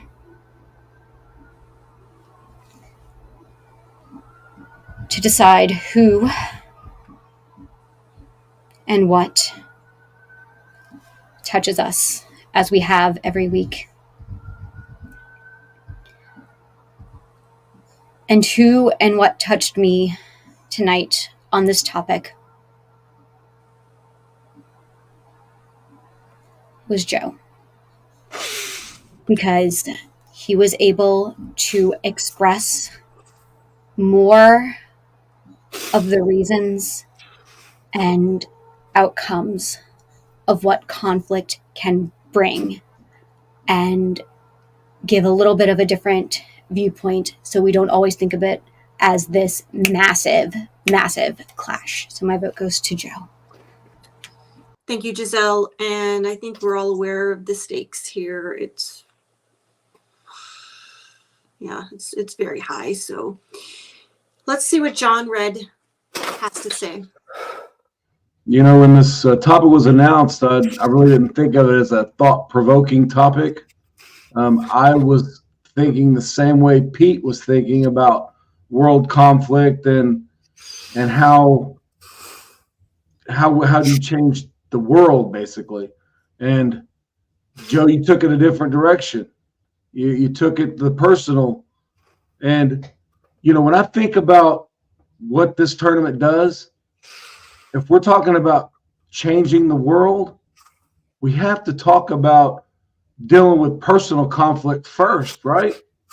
We got to deal with that first, because if we don't fix ourselves and we don't fix our families and we don't fix our communities, we don't fix our cities and our states, we can't fix our country, we can't fix the world. And I'm gonna give my points to you, Joe, because you brought up something I wouldn't even have thought about, and that's the personal conflict side. Good job. Thank you, John. Thank you, John. All right, let's bring on our last green roomer to vote. The last topic, Howard. Now, guys, I've seen both of your journeys. Joe, I've seen your journey. It started with Michael Winslow, Pete Sharpie. You've gone through the gauntlet back and forth. You guys have sacrificed so much to get to where you are at right now. And man, all that gets thrown right out the window if you go to the second chance bowl. And that's tough. And you're talking to someone who, again, I think we all know is negative, 150, 190. So what it's going to take to climb out of that second chance bowl and get to the top, that's I do not envy either one of you guys right now. Now, Pete, you actually offered valid, great points. You went to history. You looked at Vietnam. You looked at World War II. You looked at the conflict with the colonists and Britain. Awesome. I agree with all that. Without political conflict, without social conflict, historically, nothing really changes. Awesome job on that. Joe, you did something tonight that we see a lot of the competitors do. You go deep inside and they reach for something. Now, being someone myself who's actually watching someone, for lack of a better word, cognitively deteriorate, with my mom going through dementia, that's tough. And the idea of losing someone and watching someone deteriorate, it takes its toll on you. But it builds character. It builds strength. And it builds resiliency. And it builds compassion and love. And ultimately, those are the things that can change the world. The vote goes to Joe. Another vote for Joe, guys. Thank you, Howard. I just want to remind you guys to, again, get your votes in. And as this is very high stakes, also, we will be seeing voting after this for our second chance bowl, which one of you guys will be joining in on. But yeah, stick around because your guys' votes matter, not only in this competition, this matchup today, right now, but also in our second chance bowl. So thank you guys. Stick around. So let's see those votes, guys. We have Chad voting for Joe. Thank you, Chad. Alexis Red, I'm voting for Joe. Thank you, Alexis.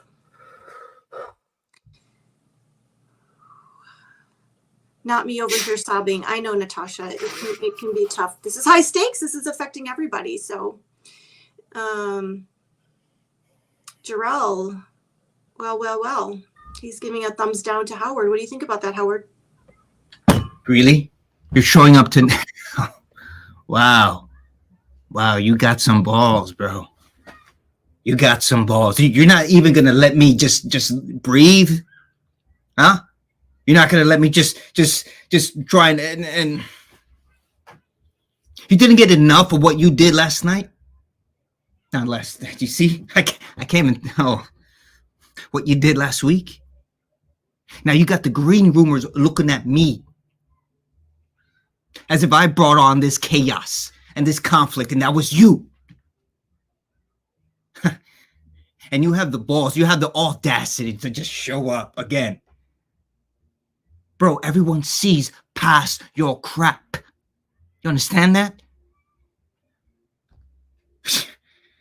Yeah, keep on throwing your little emojis. Keep on throwing your little smart ass little comments.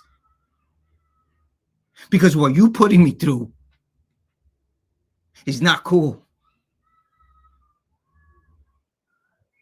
You got these green rumors out there. Looking at me like I'm the bad guy. Like I am the bad guy. And now you're putting Avi on the line with this, man? Bro. You understand what you've done? And they don't see it. That's the...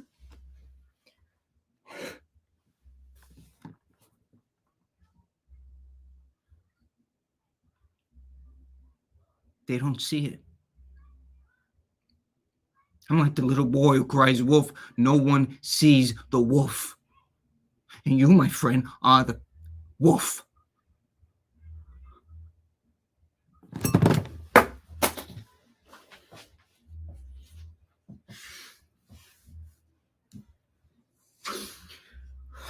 Just breathe it out, man. Just breathe it out. Do not let him get to you, okay? You're freaking stronger than this, man. You're freaking stronger than this. I mean, you see what's at stake. You see what's at stake, Jabra. And you're playing with lives, man. Because this is beyond a competition. This is beyond a tournament. You're playing with lives. You're playing with what people have been able to build day in and day out. The Mindys, the Julies, the Kelly Whites, the Joe Rizzards, the P. Sharpies. We've all been building here, man. And you are compromising this. Avi.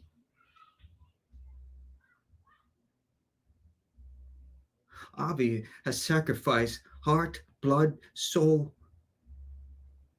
to build this. And you're putting him on the line.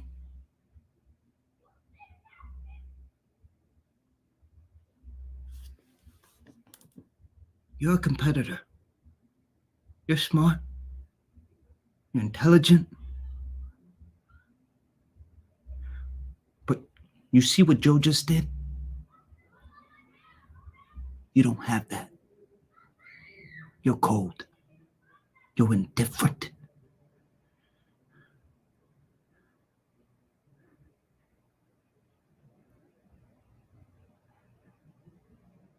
You are obsolete.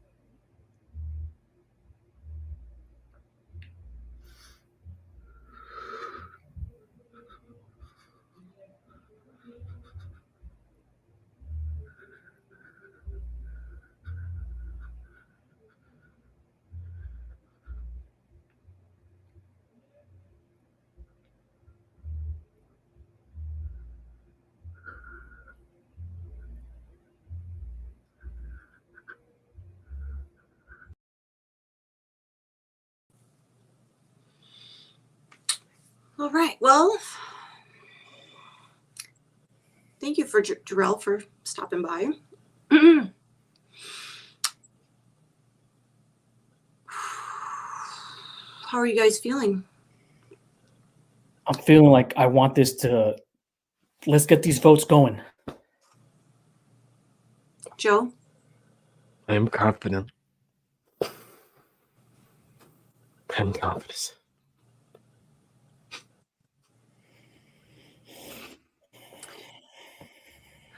All right. Voting.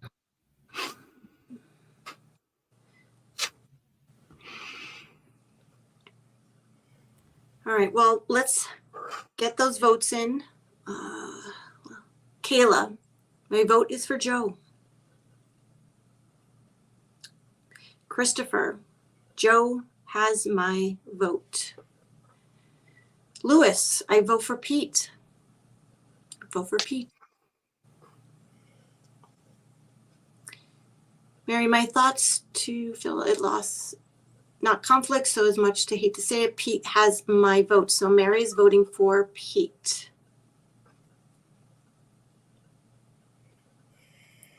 I could feel the tension, guys.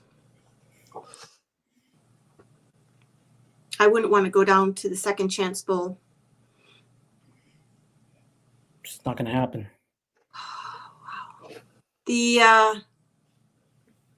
The score so far, you guys, is very, very close.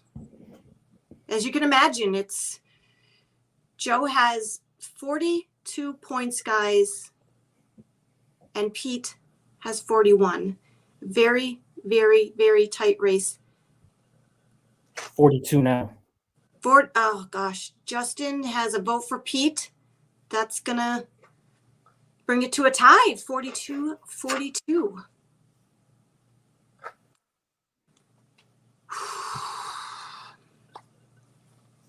This was a tough topic, and I thought both Joe and Pete made good points. Pete made the stronger point. Thank you, Christopher.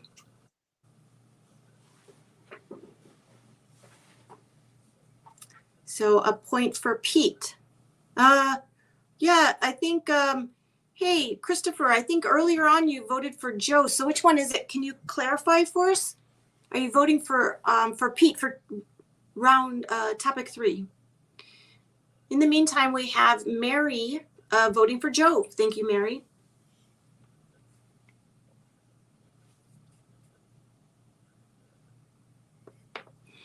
Let's see who else we have, you guys. Let's get your votes in. This is a very tight, it's very important matchup. You guys, you can see the intensity. You can see Joe here and how he's feeling. And Pete is, I've never seen Pete so incredibly serious before, to be honest with you. So, I mean, both of these guys want it. Let's go, guys. So, masses, you guys understand what's going on here. You understand why these votes are important. Let's get these votes in for our last topic. This is important. This is round 3. It's never going to happen again. These guys have fought hard with passion. Lori, thank you so much. She's voting for Pete. Another vote for Pete. Thank you, Lori. Let's get those in, guys. Kelly, tough one. I didn't get a solid connection between loss and conflict from Joe. Pete was succinct and addressed the topic. Vote for Pete. So another vote for Pete. You guys, Takaya votes for me. Thank you, but I am not in this round. So what is your vote, Takaya? Ed is voting for Joe. Thank you. You can cut to the tension with the knife, guys. This is insane. Phil, yeah, thanks, Phil. You are voting for Pete. Thank you so much. Vote for Pete from Phil. Jeff Jr., internal conflict is extremely difficult, but it is needed for change. I vote for Joe. Thank you, Jeff Jr. Let's get your votes in, guys. You know, you may be internally conflicted about voting, but we need those votes right now, guys. This is close. It has never been closer. You know, I'm looking. Giselle's been tallying in the back, and we have oh gosh, it's tight. It's tight, guys. Let's get some more votes in. Gosh. Let's see. Do we have any more votes? There's got to be more votes out there. There's got to. Okay, Marielle's Mariellis is voting for Pete. Okay, there's another vote for Pete. Can we get that in the tally? Giselle, thank you so much again. So we have a close race right now. We have Joe at 45 and Pete at 46. These guys both won it.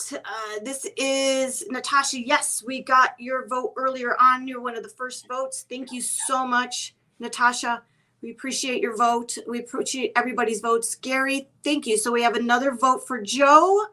Oh my gosh, you guys, this is insane. It is neck and neck. We have 46 to 46. It is very, very close.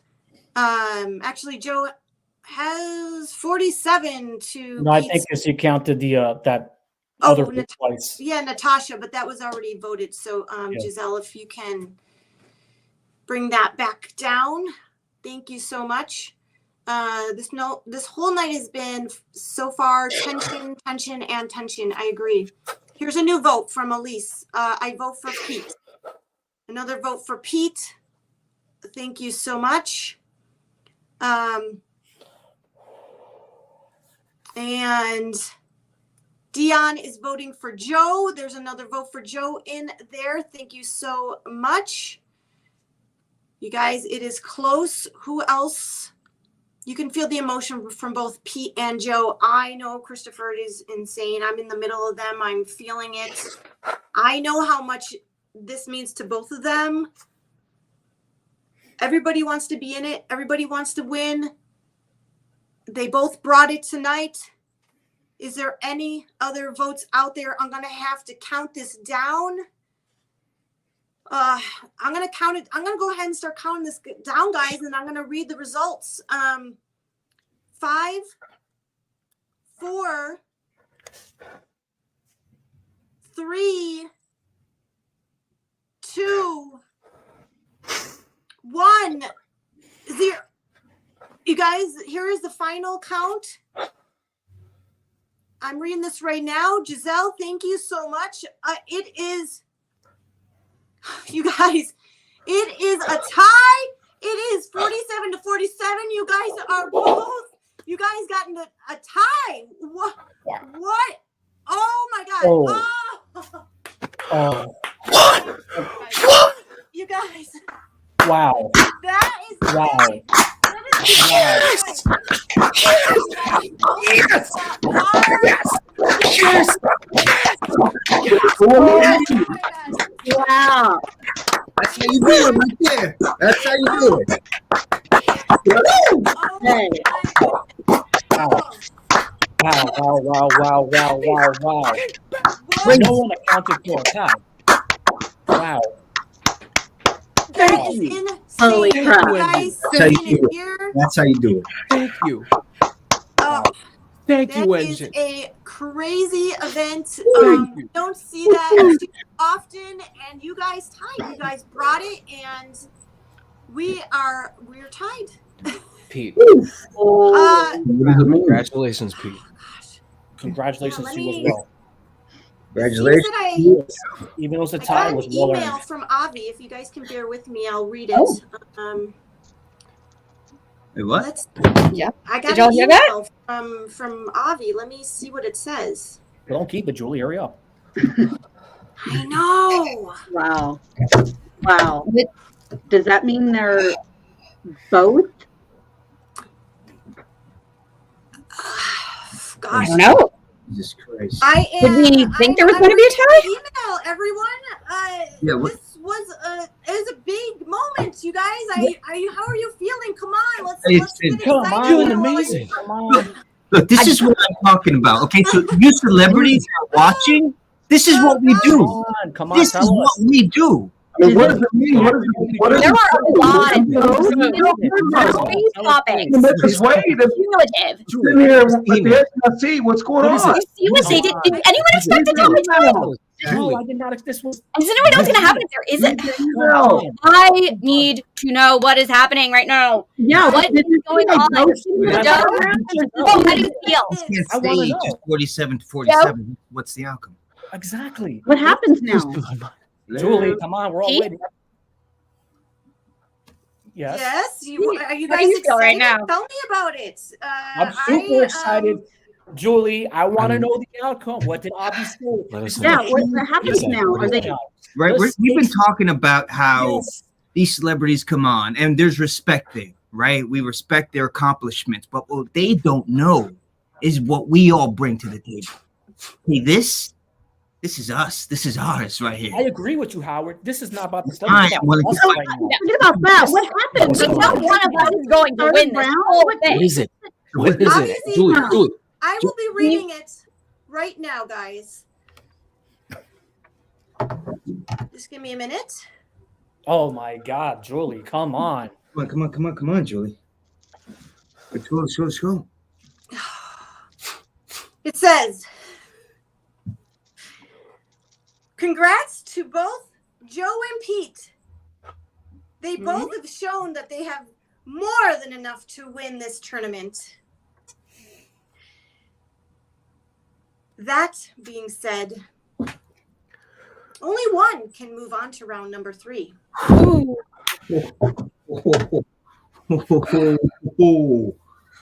Thank Mindy, John, Howard, Giselle, and the engine for voting. Thank you guys, sincerely. Cow. Holy cow. Going to be one winner. But a tiebreaker.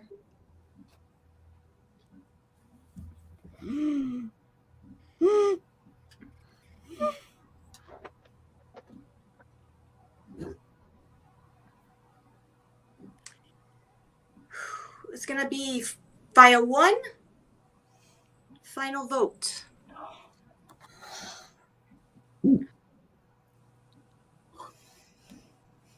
It will be determined by one person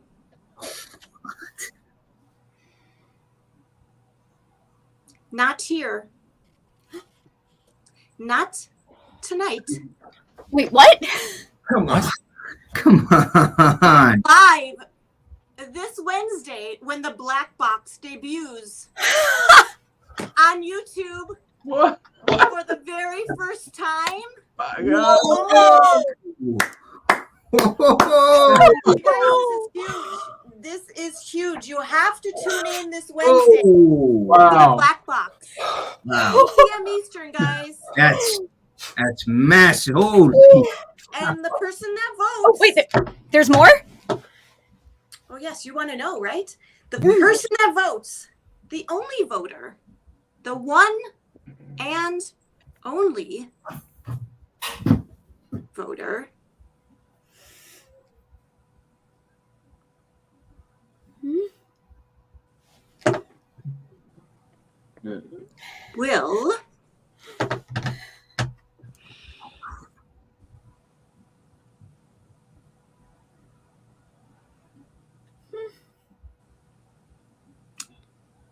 will name the winner's opponent in round 3.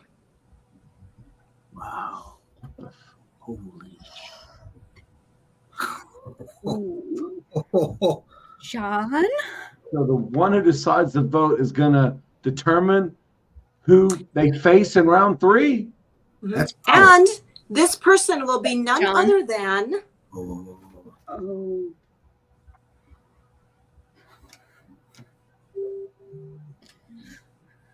the honest, the loyal,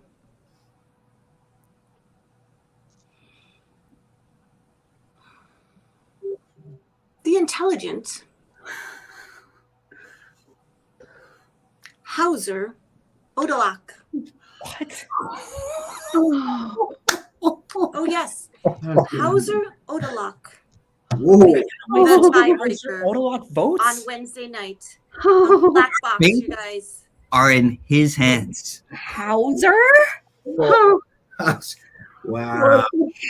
Holy cow, this is huge. Oh my God. Oh my God. Oh my God. I can't wait. Hauser. In the green. Oh. How's This that is make you feel? insane, you guys. This is crazy. What do you guys think about that? I know that we want to know the answers, but you guys are going to have to tune in on Wednesday night on the Black Box when we go live on YouTube for the first time. Our YouTube channel is blowing up, and we are going to be there. Let's get excited, guys! Yeah! Woo! Yeah! Let's go. Oh my Yeah, God. and if that isn't exciting enough, you guys, it is time for the second chance bowl. So are we ready to vote some more? Let's do it. Ready. Let's do it. The second chance bowl. Who else is going to be in?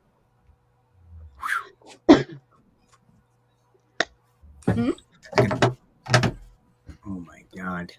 What? Yeah, I cannot wait for the second chance bowl. Wait. Second. My Pete. Julie? So it's still a tie? But Julie, you did also miss Takai's vote and read it wrong. I vote for Joe, truly Julie.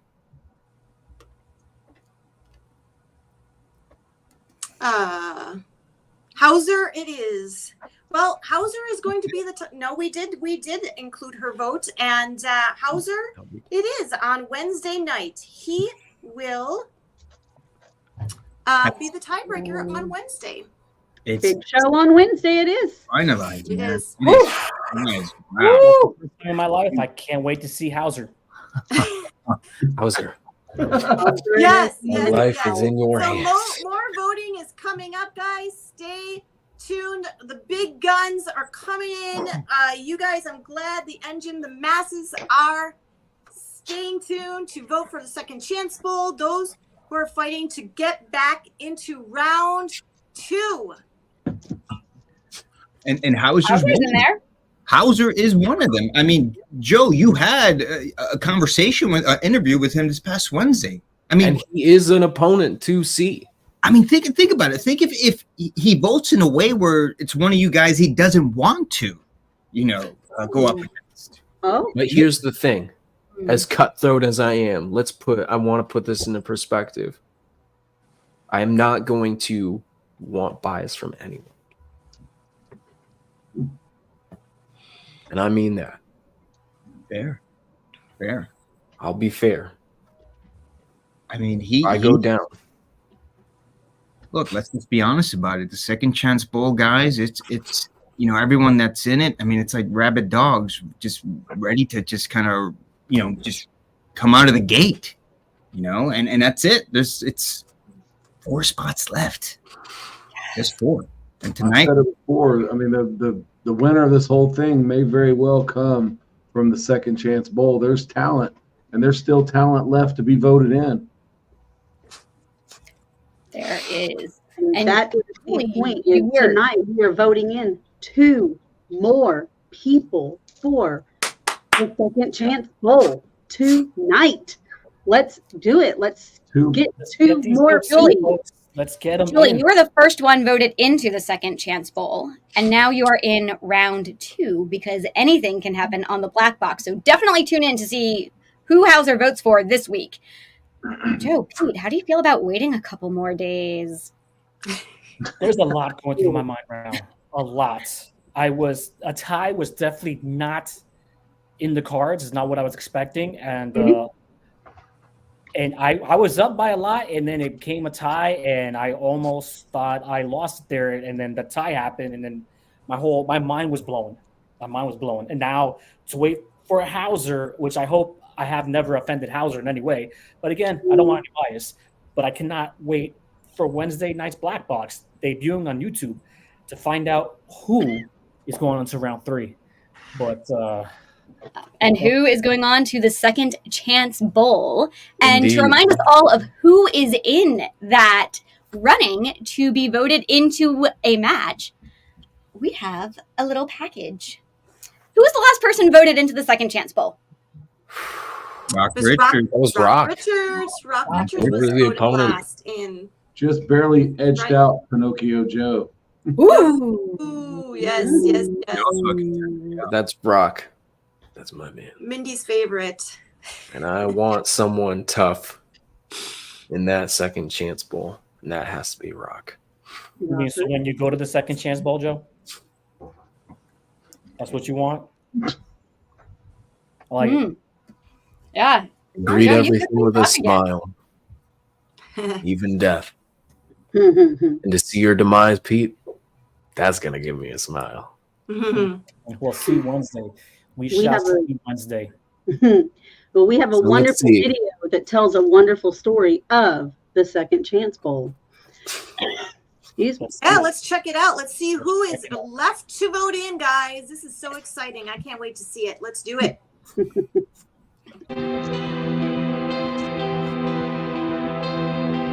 What? You haven't peaked yet? I don't know. There's still some stuff in the basement. Sometimes it's hard to breathe. You know, I feel like this beast inside me.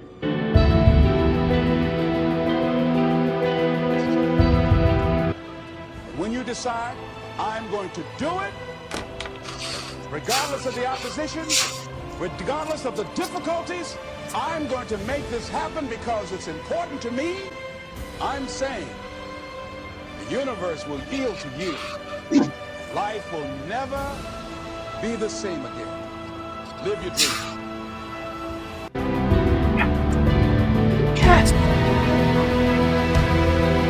But so many of you in this room have given me a second chance.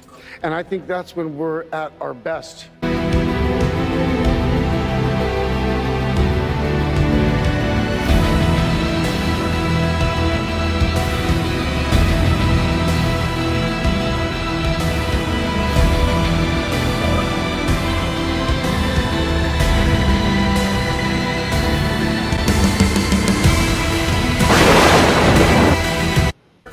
You know, have credit scores and have a say in the government. I mean, that's awful stuff. I mean, that's the division right. A lot of wonderful moments and we've had these amazing competitors. We have a lot of great competitors to be voted in. I still have one of my favorite that has yet to be voted in. One of your favorites has also been voted in, Mindy. Who is that? Yes. Regardless of the opposition, regardless of the difficulties, I'm going to make this happen because it's important to me. I'm saying the universe will yield to you. Life will never be the same again. Live your dream.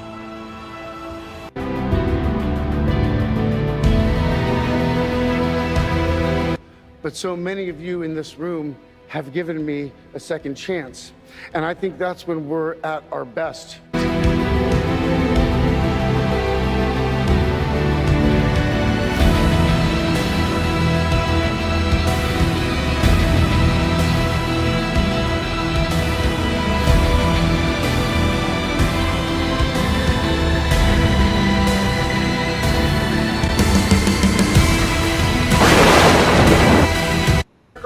You know, have credit scores and have a say in the government. I mean, that's awful stuff. I mean, that's a division right there in itself.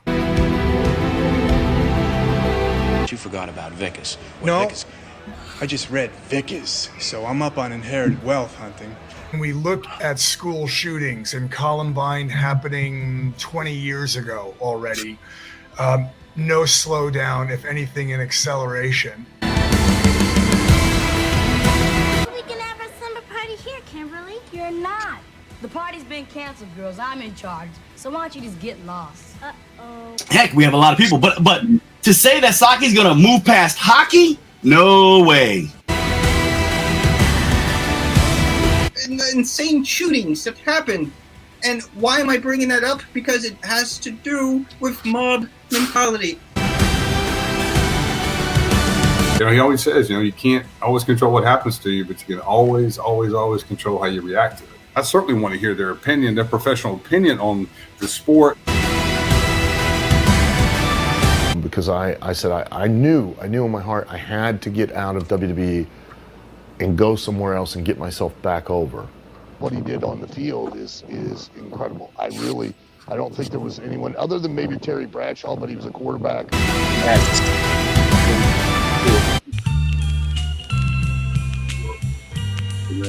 It's something I never dreamed of. I mean, how could you dream of being in the Hall of Fame as a player and as a coach? For us to be what we should be or could be, we had to be challenged. Your mind. Come on!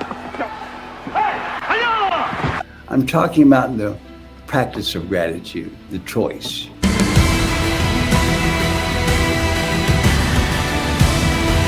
Due to my 5 points, Rock Richards will be in the Second Chance Bowl. Deservedly so, Rock Richards will be in the Second Chance Bowl.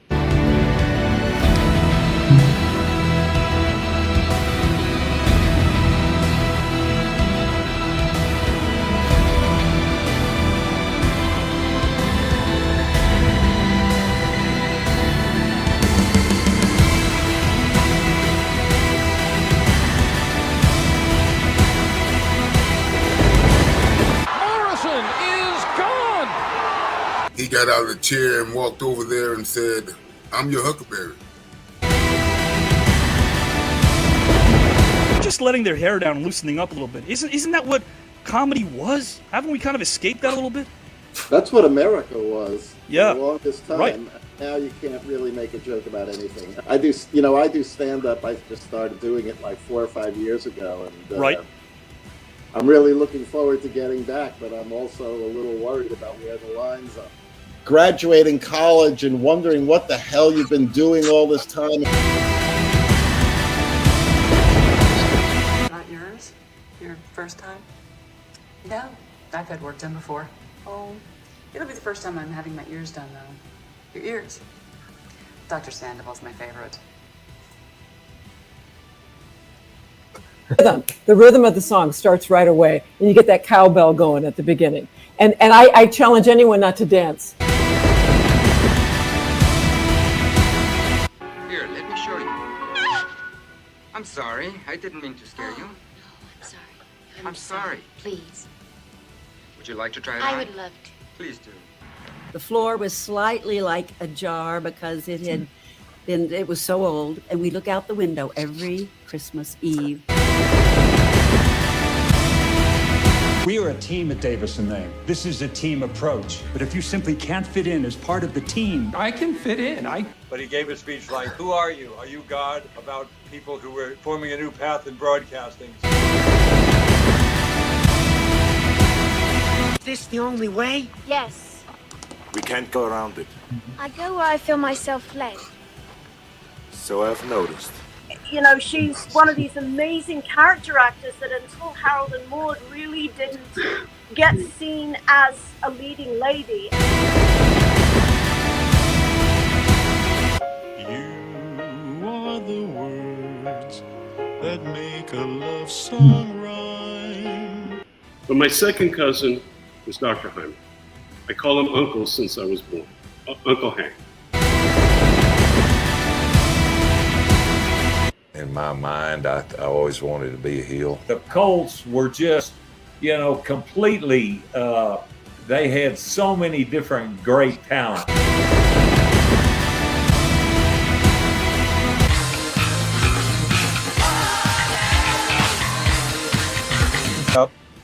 I ran into authority early on in being treated unfairly by people who were in the educational field.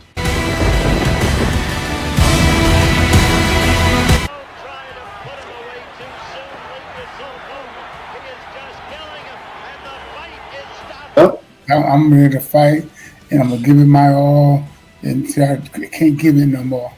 And I became the heavyweight champion of the world. If I have to get plenty of rest, I'll have enough energy to cry all day tomorrow when the kids call me Shorty. It's interesting, that magic box, how they view you. They view you usually as a millionaire. You're not. You're just a regular guy that made a few bucks.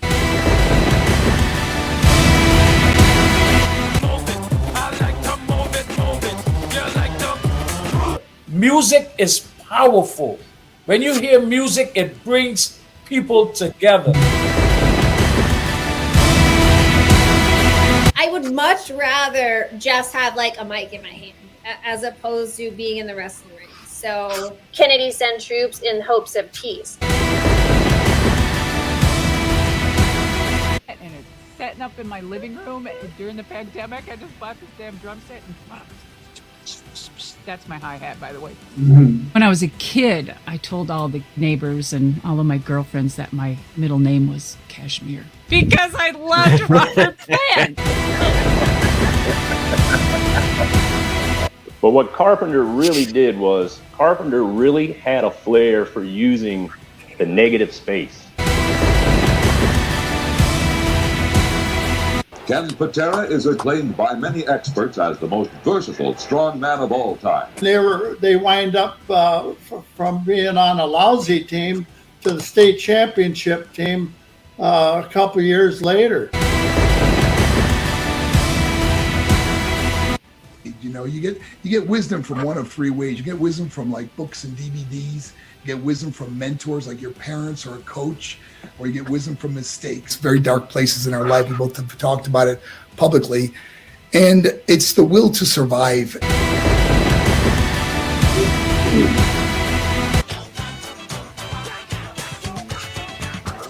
Is empathy and understanding. And Atticus taught that to his children. He graduated in 1978. The guy took a ride. Donner said he would take him to the concert he was trying to get to.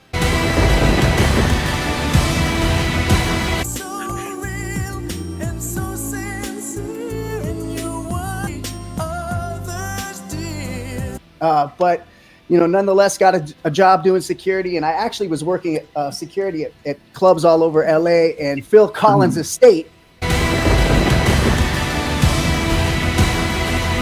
But you should know something. Nobody saw you come in, so nobody has to see you go out. And what helped me on that, of course, were my parents and teachers. When they give you that quality of, or they give you the encouragement.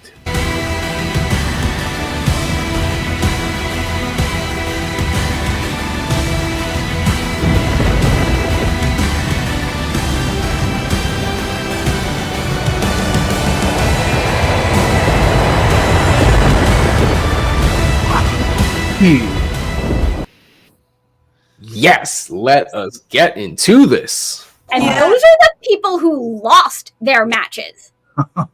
Yeah. It is. They came so close, though, and now it is our chance to vote in. The masses, the engine. We have a chance to vote somebody back in. So that is super exciting. And it's It's important. very exciting. Very important. It's very Four important. spots. Oh my Yeah, God. because Four like John places. said earlier, the winner of this whole entire thing could be coming from the Second Chance Bowl. You never know. We could have a come from behind win. We've had plenty of them throughout the tournament.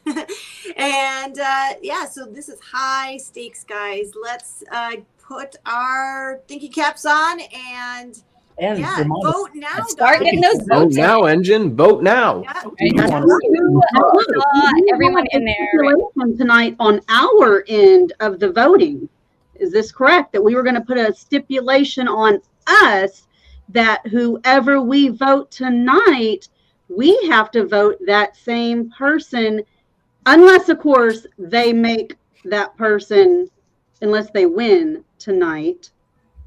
We have to vote that same person next week as well.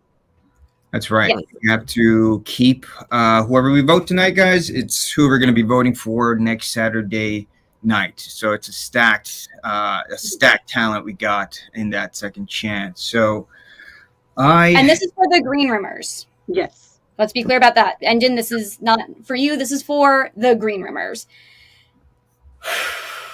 All right, let's start voting. Howard, do you want to start us off? Yes. All right, let's go. So the person, the competitor that I'm going to throw my hat in for was pretty solid, very motivational. You know, was someone who is vocal talent And again, he was going up against some really tough competition that night. My vote goes to Jeff Timmons. Nice. And if you and I just sorry, Giselle. I just wanted to remind the masses that we have the names across the ticker there. So if you forgot, then they are going across the ticker there. So is that what you're going to We say? were right there with each other, Julie. I appreciate that. If you cannot remember all of the fabulousness that was in that video, as Julie said, below in the ticker, the names are scrolling. We have one vote for Jeff Timmons, and Howard, if he does not make it in this week, you must vote for him next week. Next week. Yep. Got it. And that being the case, since I haven't really gotten a vote on this yet, I'm going to vote for a special person that I thought had a lot of solid arguments, but also was someone who was very instructional in what they were bringing us, and that is why I vote for Brian Taylor. Good choice. Nice. Like these. Awesome. All Both right. of these people are on my short list. I'm not saying yet whether or not I am voting for them tonight. We'll see what happens. And we do have 2 votes. We are voting for 2 people. So remember that. We have 2 people. Awesome. So my vote is going for someone I have been gunning for a while. This person was part of what I consider to be the turning point of this tournament, where we could show how much fun it can be to have these conversations. This person needed a little bit of a warm-up, but definitely got in there and deserves that second chance. And my vote is for Lila Robbins. Wow. Good call. Thanks. I'm going to ask everybody, first of all, to not vote for a particular person. To not. First of all, I beat this person fair and square. This person is, I don't want to use the word a lunatic, but he is off in the head. He does not understand. He doesn't understand the difference. Okay? He doesn't understand that what I did was a story. It was a story. It was a script. I'm a storyteller. That's what I do. I was just doing a story. It's what I love. It's not even just. I'm an artist. To get out of everyday life and give people story to read or to watch, and he has taken it to heart and he is threatening me. So I'm asking you and I'm begging you to not vote for Pinocchio Joe. I'm asking you, I'm begging you. I mean, for someone not to vote for Pinocchio Joe, they let them vote who they want to vote. Let them vote their conscience. Don't let them, like, you're going to try to sway the voters. You're going to try to sway the voters. That's not fair. You can't lobby. We've spent this entire competition reminding everybody that we cannot vote based on bias of the topics, that we have to vote based on who made the better points. The man is dangerous. So I'm asking based on safety. It is for all of our argument. Safety. Our safety, for your safety, for my safety. We just had a topic based on stand your ground. I'm talking for safety. That's why I'm asking. I think the word you're looking for is anyway. Can I vote? Is that all right? Is it my turn yet? Go right ahead, John. Go right ahead. Over it. After all that, why don't I go ahead and put my vote in for somebody who I think we all could agree that he may, by default, be in round 2 anyway. We won't go into all the details, but those who know this man could very well be considered to be a round 2 already. He deserves a second chance. If anyone deserves a second chance, this man does. and it's the person she said don't vote for, I'm telling you, vote Pinocchio Joe, because that is what Ooh. Ooh, the steam coming off of that one. Ooh. Wow. Wow. Okay. No. Wow. Mindy? Ooh. Wow. How does that feel? Jeez. She's speechless. John, I don't know if that was necessarily the right. I mean, you guys have been going at it, hitting each other hard, and wow, I think that's definitely taking its toll, bro. Wow. It is what it is. At the end of the day, it is what it is. Julie. All right. Wow. Okay. John. Okay, so my personal vote is somebody that I've had my eye on for a while, and this person was part of the most, I'll put it, energetic matchups we've seen in the tournament. This person, I think, deserves another chance because he was kind of wedged in a nasty situation, let's put it. The person I am voting for is Peter Melman. Good choice. Good choice. That was definitely a fun match. There. That was definitely a fun match for sure. I like it. Couldn't agree more. I'm also voting Peter Melman. I feel like he deserves a second chance. He's intelligent. He's smart. He's funny. I feel like he could go a long way if he gets a proper second chance. That's two. I guess it's like it's up to me to vote. How wonderful it is that I am the last person to take this vote here. Of the Green Rivers, we still have the engine. Remember, Engine, get your votes in. The names are down there on the ticker. Yeah, the engine is next. Yeah, the engine's here. But now it's Pete's turn to vote, and you all want to hear what Pete has to say. And as much as there's a lot of people, there's a lot of people in this second that can go on to Second Chance Bowl and win. A lot of fantastic talent in there. But I do love controversy, and I love to see fear in people's eyes. Pinocchio Joe is getting my vote.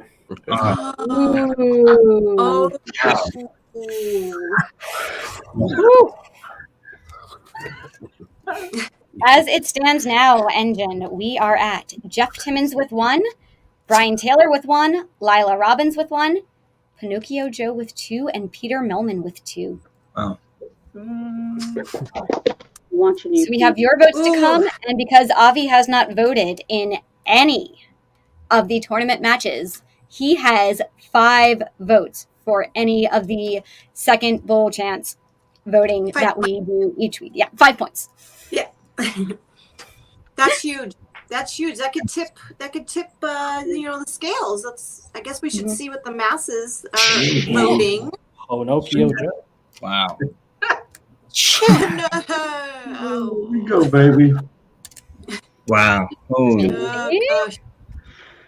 How are we feeling, Mindy?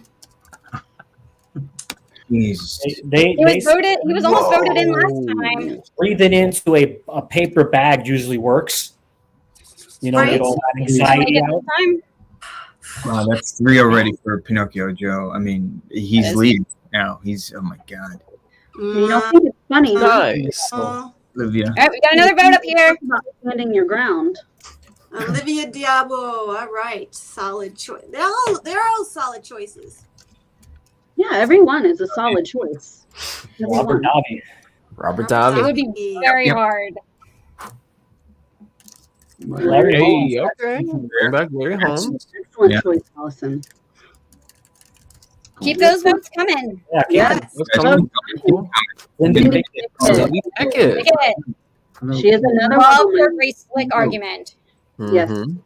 Oh, wow. Okay. All right, 2 for Dabo. Come on, Pinocchio. Got it. There you go. Ooh, there it is. There's the money. There's the money right there. Oh my goodness. Tonight may be the night. Mindy, why do you think the masses are resonating with Pinocchio Joe so much? They just don't understand. They don't no. understand, but they will. I think they understand something.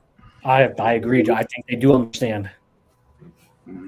Pinocchio Joe he's here. He's climbing those steps right up to you, Mindy.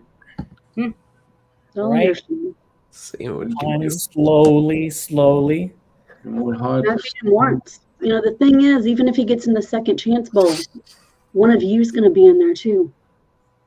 That's Albert is going to make sure one of you get in there. So he'll be in there with one of you. So you're I smiling. get ahead of ourselves, Mindy. That's on Wednesday. We're going to find out when I go to round number 3. Time. Fortune favors the bold. Joe, Fortune repeat. favors the bold. One of you will be in there with him. I'll say this. I mean, look, Pinocchio Joe is a valid competitor, right? Yes. When he competed, he made valid arguments, but guys, there is something a little off about the guy. I mean, acknowledge that. You know? I mean, you all acknowledge that, yeah. To him, you know, you need somebody with a little turn. But it's not even about having an edge, guys. There's just something a little deeper and darker.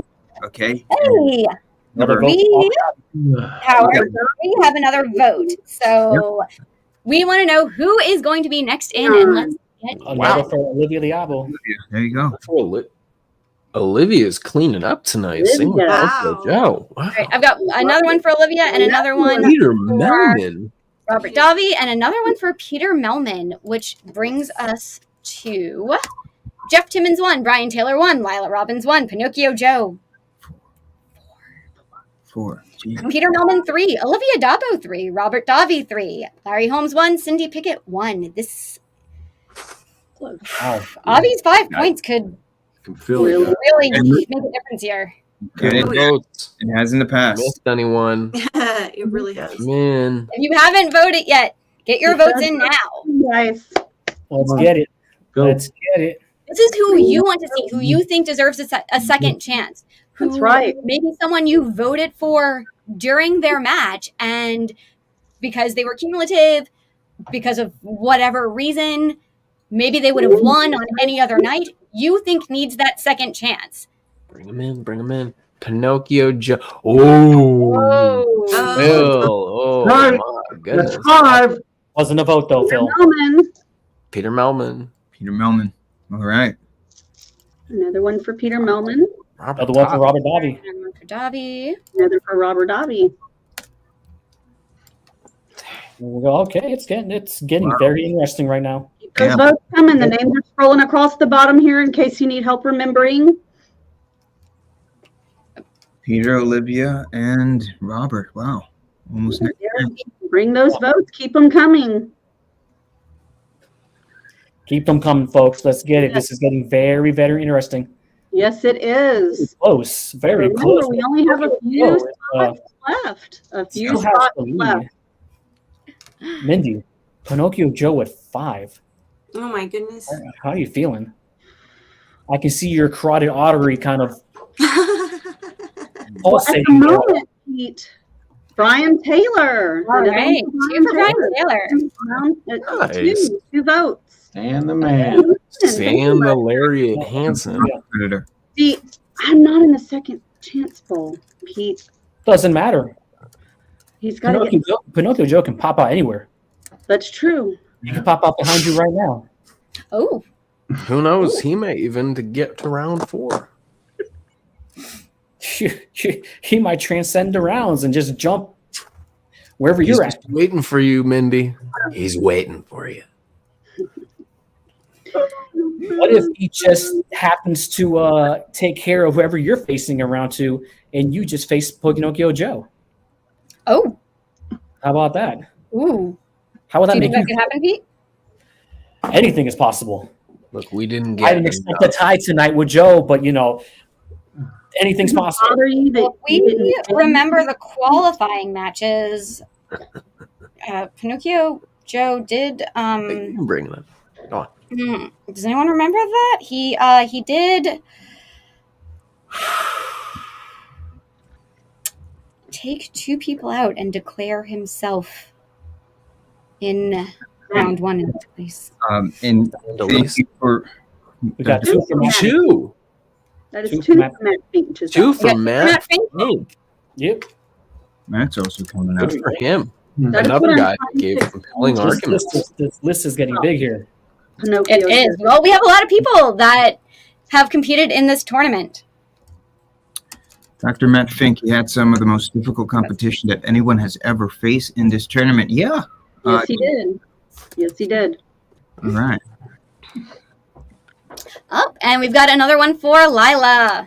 Go. Thank you, Julie Hall, for Lila that won. vote. That's Thank awesome. you. Thank you. Keep those votes coming, guys. Remember, Those there's votes coming. 4 spots left.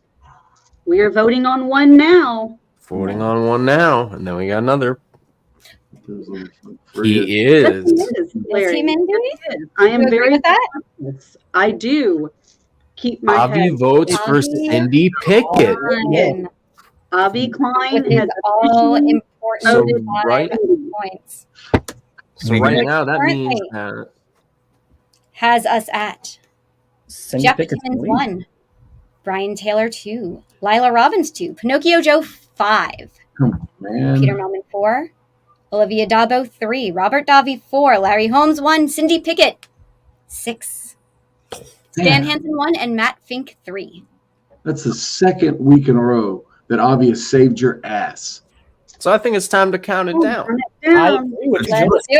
do it. 10, Count it down, Giselle. 9, 8, 8, 7, 10, 6, 5, 5,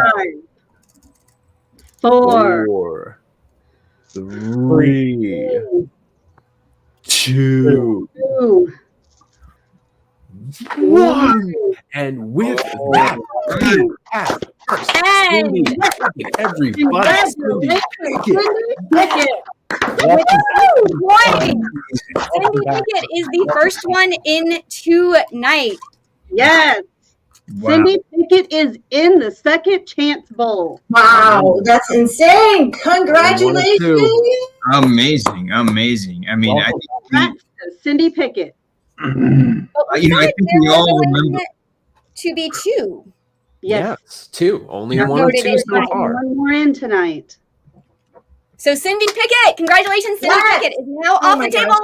Yes. Very, very One of well Oh my deserved. gosh. Most exquisite storytellers ever. I agree. Yes. And a great That's singer, awesome. and a great singer. I think we all remember her rendition of "Do We Need Somebody to Love," which is pretty impeccable. So awesome. Can somebody in the comments write the name of the person? Because I forget every time. So still, that's amazing. Awesome, awesome, awesome. Cindy Pickett. Cindy Pickett, yes. Congratulations, Cindy. So, Wow, second time. But we are also having a lot of these fantastic special shows for you between rounds 1 and round 2. Pinocchio Joe was robbed. Shame on Mindy for swaying the vote. Do you really think she did? Because after she said that, immediately after she said that, The votes went up. John voted for Wow. Pinocchio Joe. I didn't do anything. That was not on me. Not tonight. Or on me. The vote Nevertheless. did she Nevertheless. sway them in that direction? Cindy, Not give on us me your- tonight, guys. The future of our shows is going to be fantastic. Thank and you, we Alex. have something very big planned for the coming nights ahead. Oh, yeah. We do. So not only is the Black Box going live on YouTube this Wednesday for the first time, along with all of our other shows, The Green Room has some very special episodes coming up. And in those special episodes, we will have 11th hour matches. What does that mean? We have had people banging on our door. They want to get into this tournament. They want to be here. But we have officially declared round 1 done. That's right. That's right. Round 1 officially over. That's insane. Yes. Over. We still have second chance bowl. People will still advance to round 2 via that. We also have these 11th hour matches because they can't get enough of us. And they want to be here.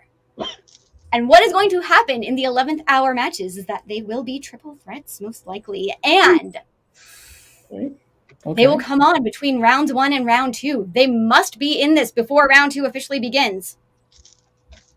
Because then the door closes. Yeah. And, all right. No more second chances after round 1. That's right. yeah. And what I love about it is, I just want to say the unpredictability of it, right? We don't know who it's going to be, right? And that to me is the fun, exhilarating stuff. We do know these are going to be some of the biggest names that we have yet to see. Right. You thought Sally Jesse Raphael was big, and John Lovitz, and Cheryl Swoops, and Nancy Kerrigan, and Greg Louganis, and Mark Henry, and oh my gosh, so many of the other ones I am forgetting. Stacey Keach. We had freaking Stacey Keach on. Greg Louganis. I mean, it goes on and on. They are big though. So, but you are. If you thought they were big, you haven't seen anything yet because we've got some really big names coming down the pike for these 11th hour matches. Now, the winner or winners, if there are 2, will advance to round 2. However,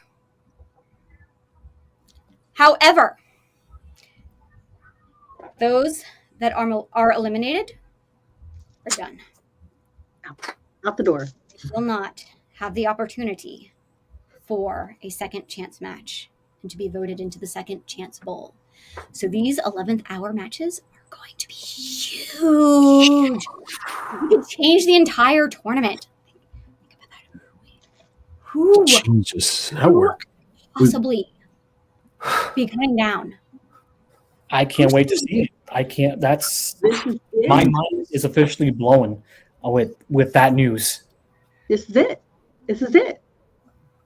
Yeah, well, the stakes are just huge. I mean, it's one and done, right? There's not going to be a second chance bowl if they lose. So that's it, right? There's no opportunity. One and done. Because we'll already be in the middle of the second chance matches as these people are coming in. Now, we do know that these 11th hour matches could begin as early as June 1st. Does that mean we'll see one on June 1st? I don't know yet. But they could begin as early as that. Who do we think could be in these 11th hour matches?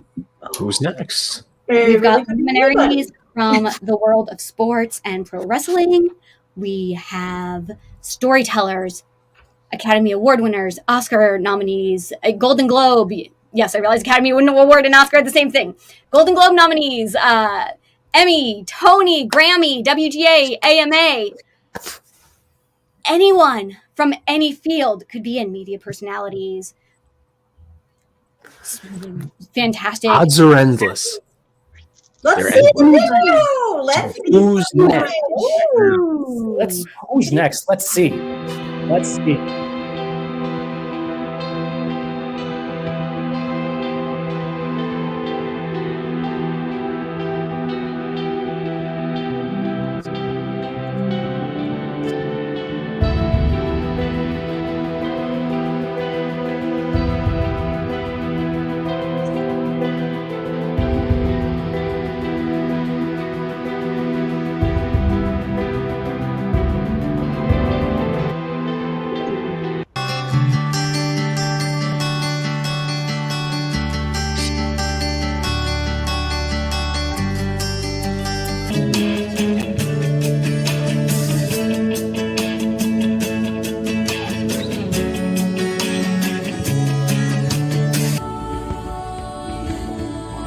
Yo.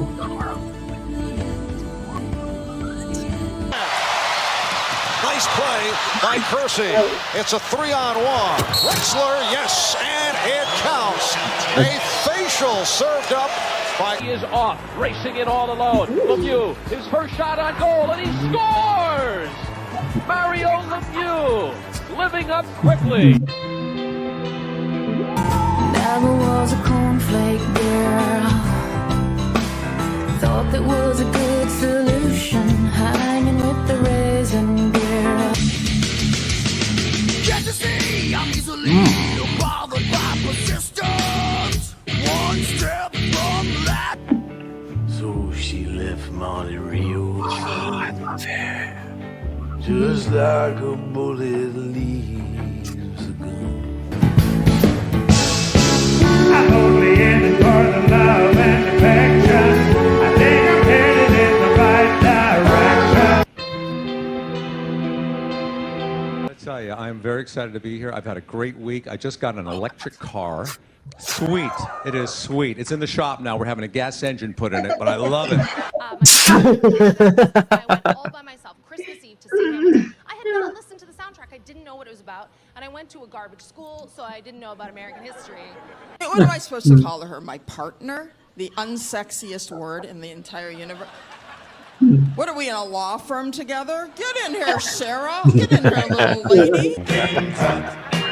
Oh, yes. How'd you get so funky? Did you do the monkey? America's a land of immigrants. Where else but in a great country like ours? Can you find a Mexican girl dating an Irish guy driving a Japanese car to a Chinese restaurant and be arrested by a black cop? So true. The light concealing cream goes on first. Darn this stuff. Then blend and blend and blend. If you could travel back in time, when would you go back to? Got it. I'd like to wake up now. That's an echo, gentlemen. Just a little something we have here in Louisiana. A little parlor trick, don't worry. Beauty that. Oh, yeah, noticed that. I'm not into that whole external beauty thing, you know? The day was fine, just waiting on the response from the FBI. How was the morgue? It wasn't him. What do you think of the carpet as a whole, overall, as the sort of grand finale to awards season? I thought it was good, not great. If you're going to hand out draft day grades, we love to do this day after, couple of days after. Oh, what grade would you give the Falcons? Well, I'd give an incomplete right now. Reporting from Joplin, Missouri, Moore, Oklahoma. Home after home obliterated. She took us to the bathroom where she was huddled.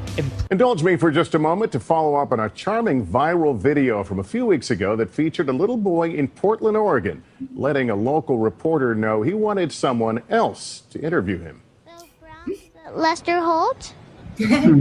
Lester Holt? Yeah. Was Lester Holt a part of this morning's coverage? Hey everyone, I'm Megyn Kelly. Welcome to the Megyn Kelly Show. We have a packed show for you today. The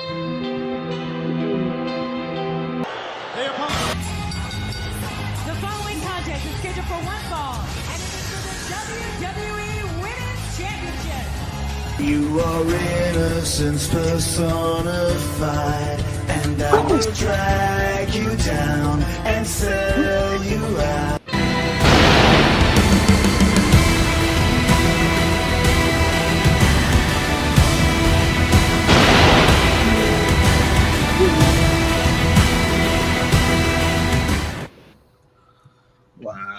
Wow. Can you imagine any of them coming into the 11th hour, but only getting a one and done shot? Oh my God. And let's keep in mind that all the time, Avi lets us know there's sometimes, one or two people in those videos that are actually showing up. So that's right. Yeah, and we've seen some of them show up before. Yeah. It has come true that people who've been in the Who's Next or the 11th Hour videos have been on this very stage and in this arena. So that is super cool. Eric Bischoff was one, Cheryl Swoops. We have seen these people.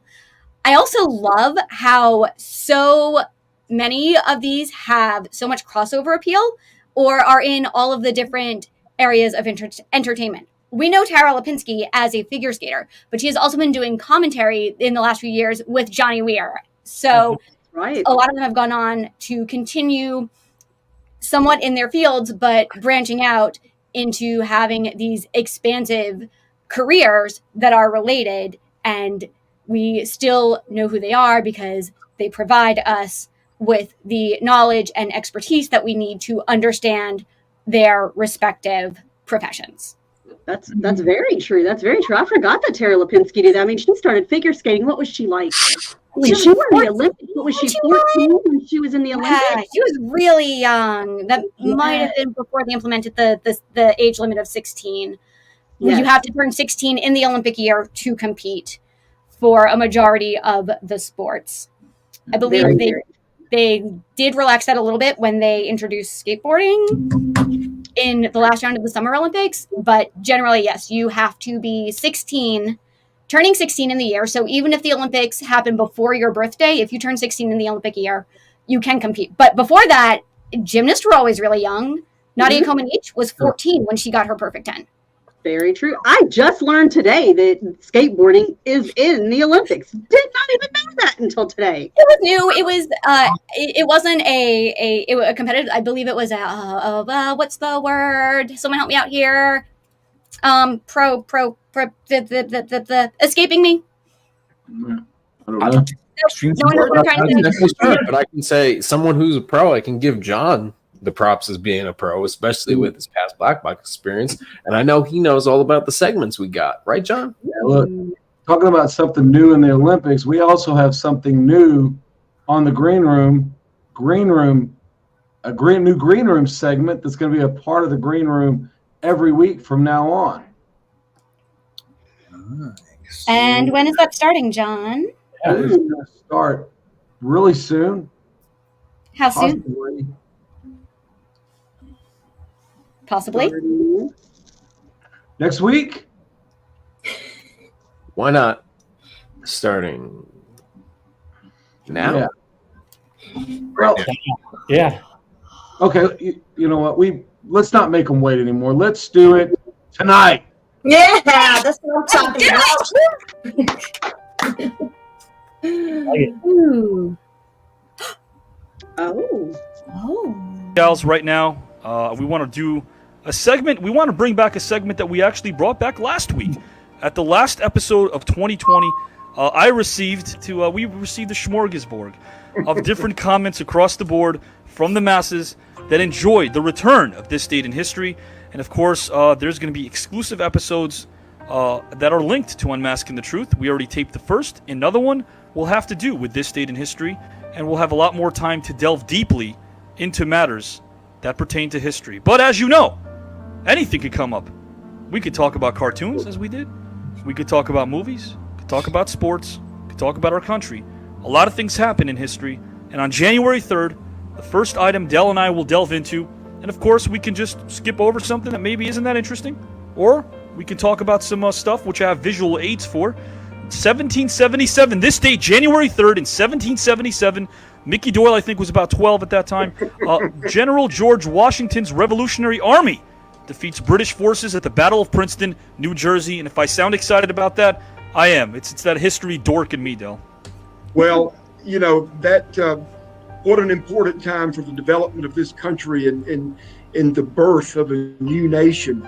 And I proudly, and I think we may have mentioned this at some point in time on Unmasking the Truth in the past, I proudly live in a state where there were more Revolutionary War battles fought in this state than any other. So South Carolina played a big role in that as well. I remember us talking about that on the phone the other day as well. About a week I ago. knew we had talked about it recently. Yeah, we jump ahead almost 100 years later. Guys, construction begins on New York's Brooklyn Bridge, completed May 24th, 1883. Del, you've been in New York, Brooklyn Bridge. Something about it, huh? Here's a big... This is actually a picture of the Brooklyn Bridge in 1800, Del. That is amazing, isn't it? What a piece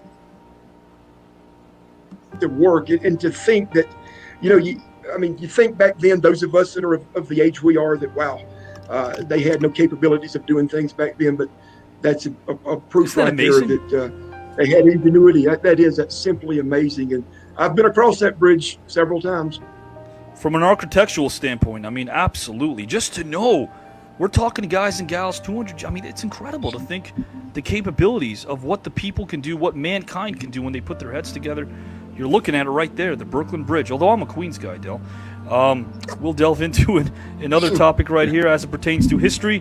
1899, the first known use of the word automobile appears in an editorial in the New York Times. And I want to ask Del a question. I want to know if Del Wilkes would ever get in a car, one of these cars. Hopefully I bring up the right tab over here. Del, how about these? Would you sell these or get in one of these? I think I've sold a couple of those. Oh, okay. Yeah, what do they go for, you think, these days?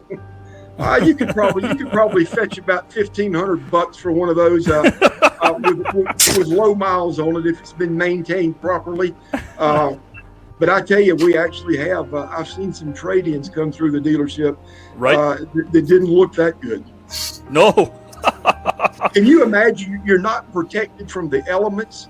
I mean, the thing had to put around at about what, maybe 5 to 10 miles an hour. Doesn't it kind of look like a piano with wheels? It does. Yeah, you're absolutely right. And boy, those wheels don't give you much confidence either, do they? Definitely not. Guys, there is something else that happened in this date in history. We'll run them by with some photos. Some sports. 1920.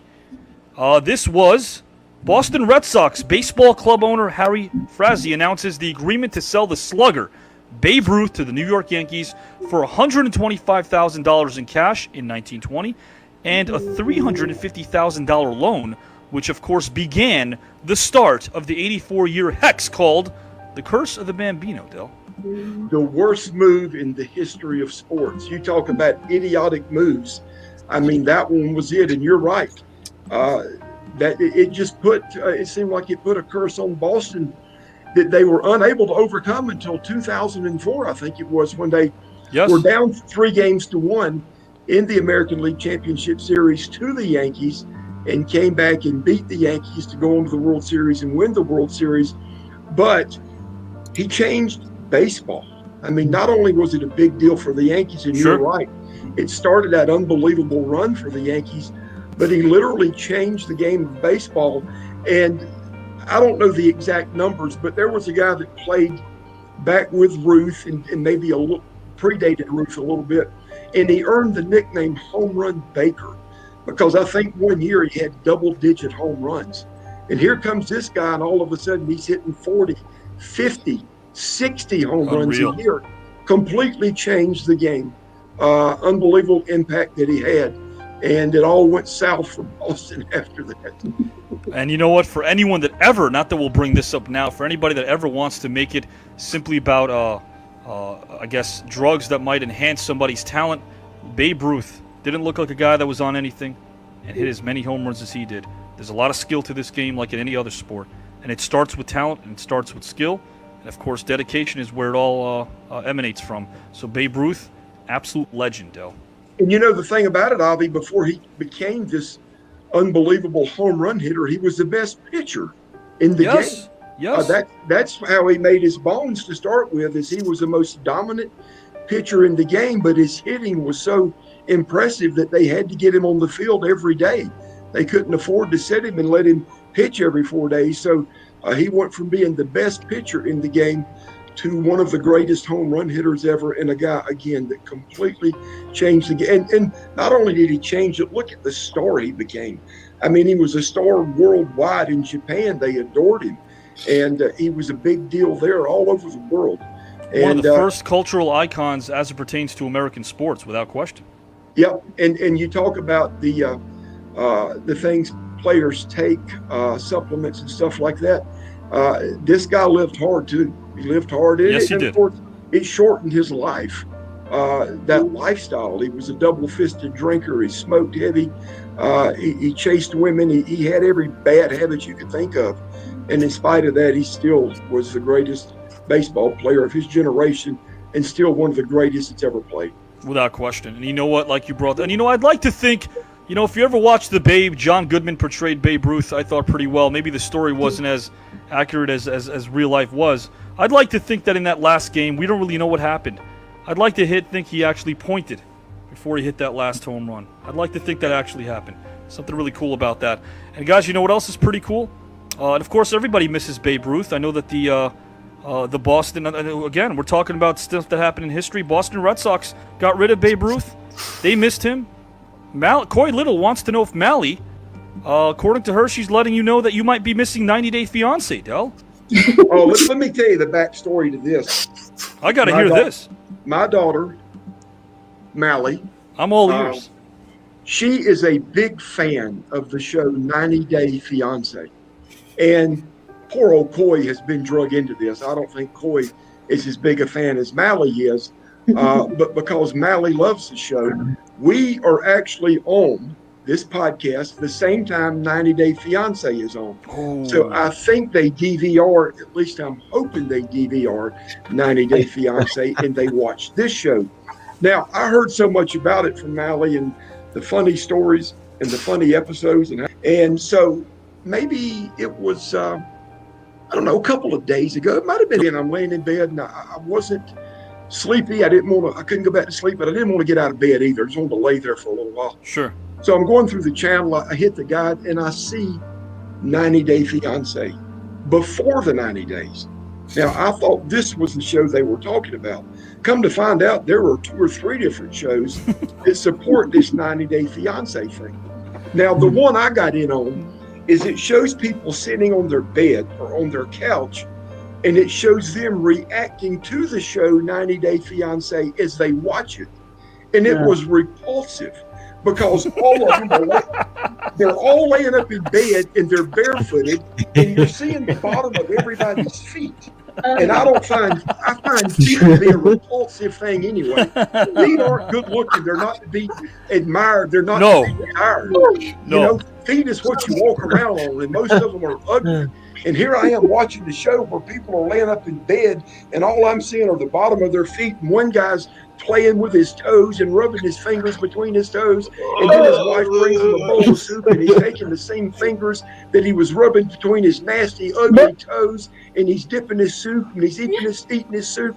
And I thought, this is you got to tell me how you really feel about this show, Del. Oh, it was horrible, Avi. It was a nightmare.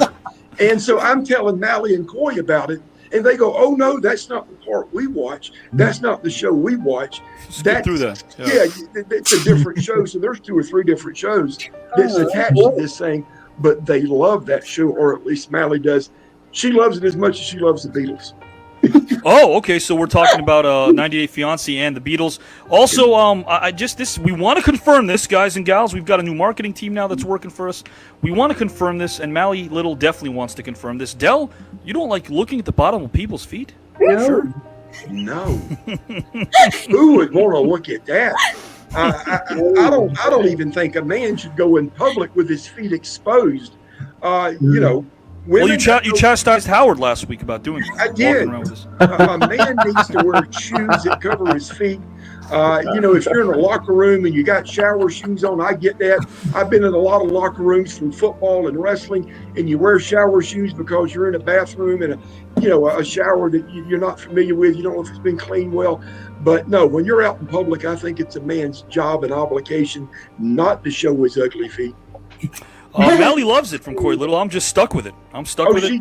She does love it. Absolutely, no doubt about it. But according to Mally, not even close to how much I love the Beatles, Del. About that. Well, I'm surprised. But listen, that show... Well, I'm going to ask you a question because, guys, that's what we do over here. We shoot straight from the hip. This is a question I have for you. Now, if you were to prioritize in terms of the do not bother me with this list, 90 Day Fiancé, the Beatles. That's the matchup I'm looking for over here. All right, here's what I'll tell you about that. If I had a choice of being locked in a room for 24 hours, send me the Beatles album. Send me the catalog. Yes. Absolutely. Yes. Wow. Absolutely. So, Mally, look, Del Wilkes has actually brought up the fact that there is a circumstance out there that might be a little bit unrealistic, but yes, it would actually enable Del to listen to the Beatles if he had to, when compared to 90 Day Fiancé. So under those circumstances, and Mally's love for the show is she loves it, obviously, but we also see how much Coy loves Mally, and that he would sit down with Mally and watch this godforsaken show. Oh, well, I got a message for Coy just to piggyback off this. And guys, we don't plan anything. Mally loves it. I'm stuck with it. Every single time Coy Little is stuck with watching a show that he doesn't want to watch, he doesn't want to watch, he doesn't want to watch, but he also knows that he has to be a great husband and support his wife the way she supports him. That's what a partnership really is, and they epitomize all that, so we give them a lot of credit. But every single time, he has to keep his emotions to himself because he's sitting down watching a bunch of stinky feet and a bunch of 90-day fiancés that don't even know one another or are trying to get along and trying to talk to one another, and there's a lot more common sense, even though you can't make sense out of nonsense. There's a lot more common sense in the green room than there is when you're watching 90 Day Fiancé, and he knows that. That's why he sweats. But guess what? Oh my.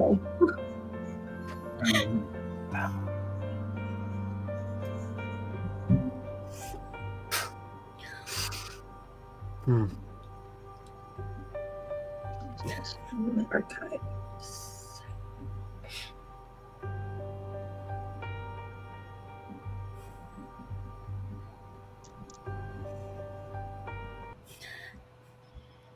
No, it was really nice. That was an amazing conversation, and those were some great conversations and great days. And I have to say, I agree with Dell 150% about feet. Feet are disgusting and should be covered at all times.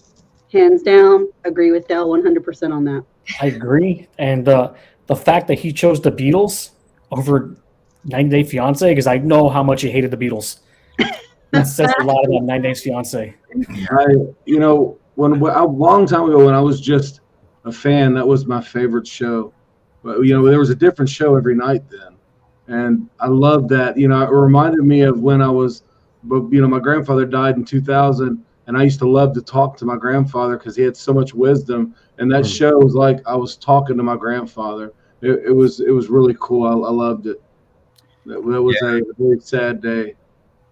I mean, for those of you, who are just new fans and you're not completely, familiar, Del Wilkes was an amazing part of an early incarnation of the network, and but nonetheless with us every day in spirit. God, what could you say about Del? Del was, anytime you worked with him, you had to be on your feet.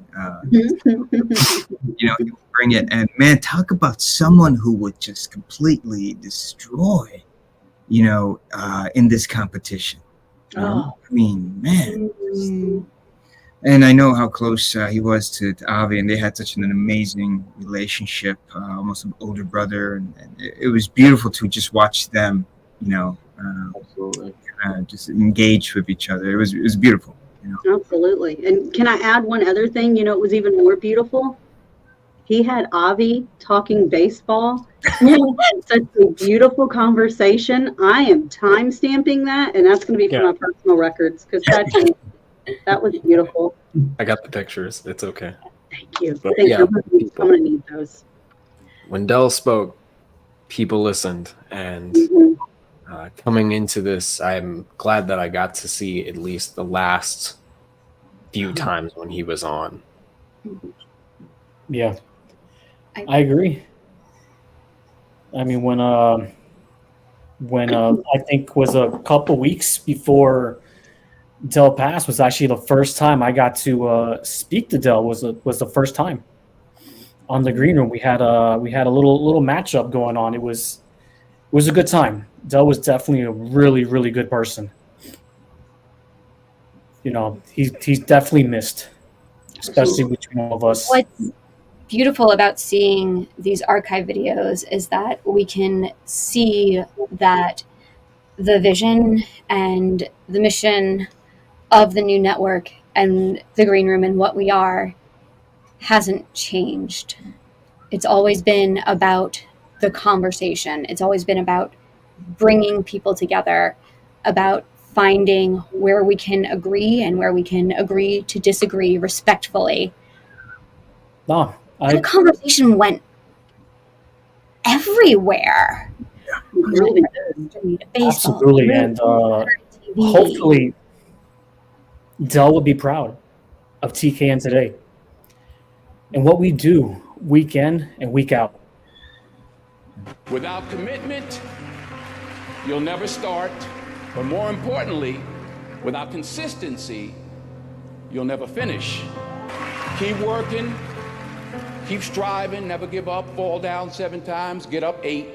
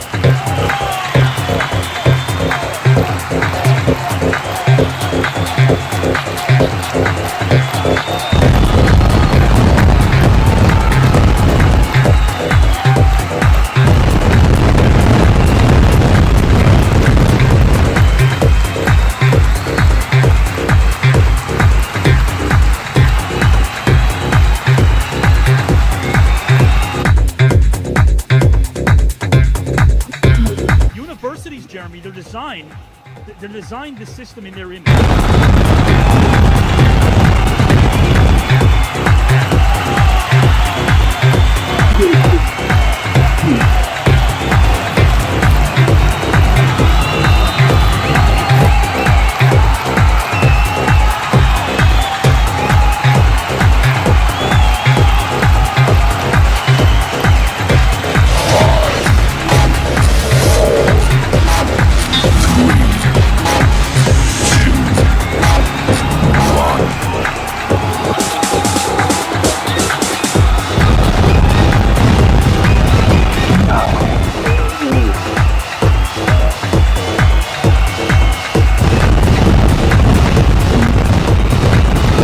I can say this, when it comes to this show, which is pretty cool, like, it's more than a microphone and headphones.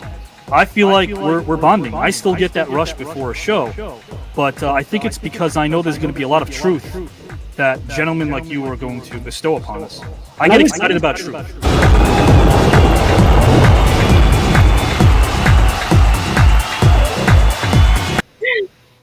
Now, if you want to know how quickly our YouTube channel is growing, this morning we were at 45.8 thousand subscribers.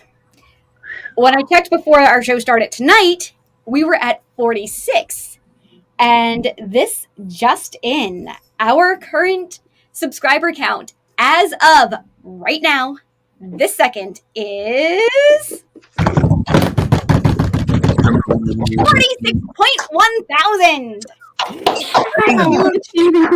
It's the growth is amazing, and that is because of you, the engine that continues to tell your friends and continues to tell your family, and that is how we continue to grow, is hitting that subscribe button and comment. That is how it continues to happen, and we can't thank you guys enough. That's the way. Exactly. If you love what you see, like and subscribe to our YouTube channel. That's it. Folks, the greatest content on the planet is TKN Green Room, the Black Box. Everyone here tonight, there's no other place like it on the planet, the world, the universe. Exactly. All because of Avi bringing all this fantastic entertainment to you. Folks, we love you all. And where else are you going to get amazing conversation where you get matches like we had tonight, conversations like you had, where you get your voice heard, you get to vote, you get to decide who wins and who loses.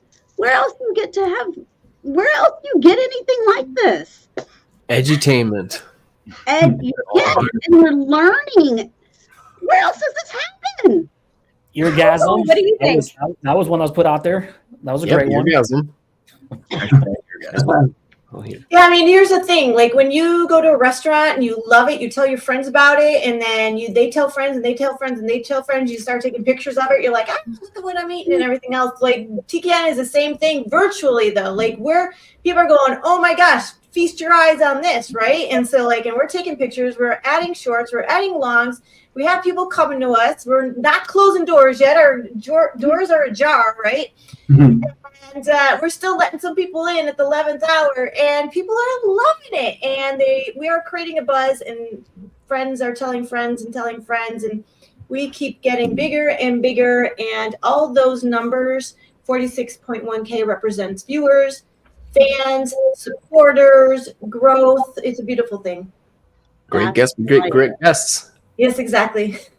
Keith Coogan. Exactly. That's the awesome thing. We're growing by the numbers. Excuse me. And the awesome thing about all of this is you guys, every Saturday night, something amazing happens. And speaking of the buzz, guys, check this out. Ooh. Check this out. This happened last week. Love it. I love a good recap. What are 100?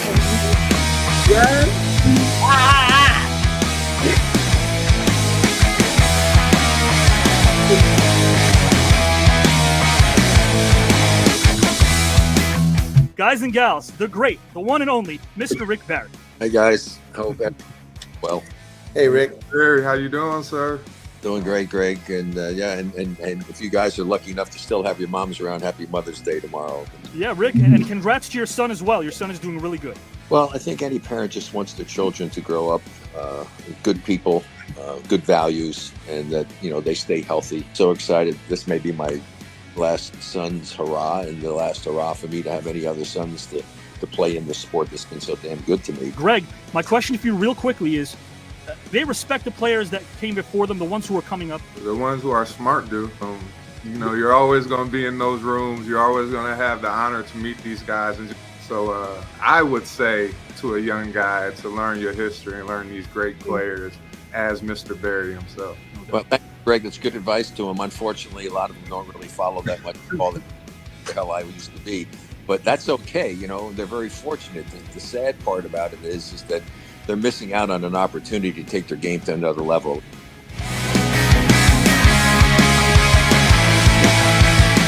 And a 2. And a 1, 2, 3. Happy birthday.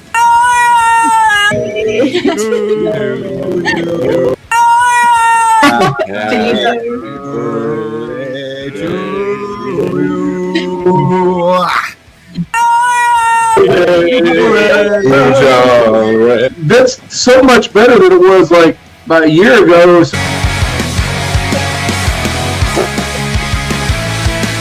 First name Miko, last name Hughes. Miko Hughes, welcome to the Celebrity Club, my friend. Wow, I just feel like I walked out to an arena. I'm sitting in my apartment, and this is incredible, man. That I would have never expected something like that. That was so cool. Surprise. Miko, are you here to win the entire tournament, my friend? That's not up to me. That's up to everyone out there. I'm here to have a good time and just chat with you. If I win, I would be over the moon. Last name Sabato, first name Antonio. Antonio Sabato, welcome, my friend. Welcome. Thank you for having me on. That That was the best introduction ever, man. You had me in tears, man. That's great. Thank you. Right over here. Would you like to win the entire celebrity tournament, my friend? Of course, man. You always, if you ask me if I want to win, I always want to win. In this tournament, the man is here to win. So embrace your grin as I welcome a talented, humble, kind human being. First name Greg, last name Odin. Greg Odin, welcome to the celebrity tournament, my friend. What's going on, man? Appreciate that. That intro was awesome, man. Are you here to win the whole thing, my friend? Anytime I can get a free trip to Greece and take my wife and $13,000, I'm in it. You have a nice time tonight, my friend? I had a great time. Thank you to everybody else. You had a nice time tonight, my friend? I did. I appreciate you guys.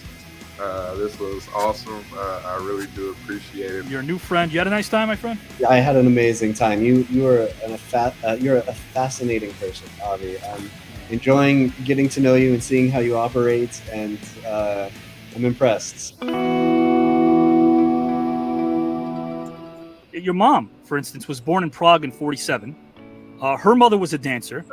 Her mother was the only one of her family to escape the Nazis. And then she'd have to hide her Jewish background. My DNA that I have in my family from my mother and my father's side is something I've never seen before. It's what I try to teach to my children. We lost a home, we lost a life in Italy. Everything was burnt to the ground. Like you said, my grandmother was the only survivor of the Holocaust, but then she was killed by the Russians' army. You can never give up. The life that we're given to sometimes has huge obstacles. But in my family, losing everything to a fire, we were stranded in the middle of the road. I saw my first concentration camp when I was 8 years old. Oh my God. My mother took me and showed me and my sister. I saw death in my life at a very young age, but I also saw life at the end of, at the early age of my life.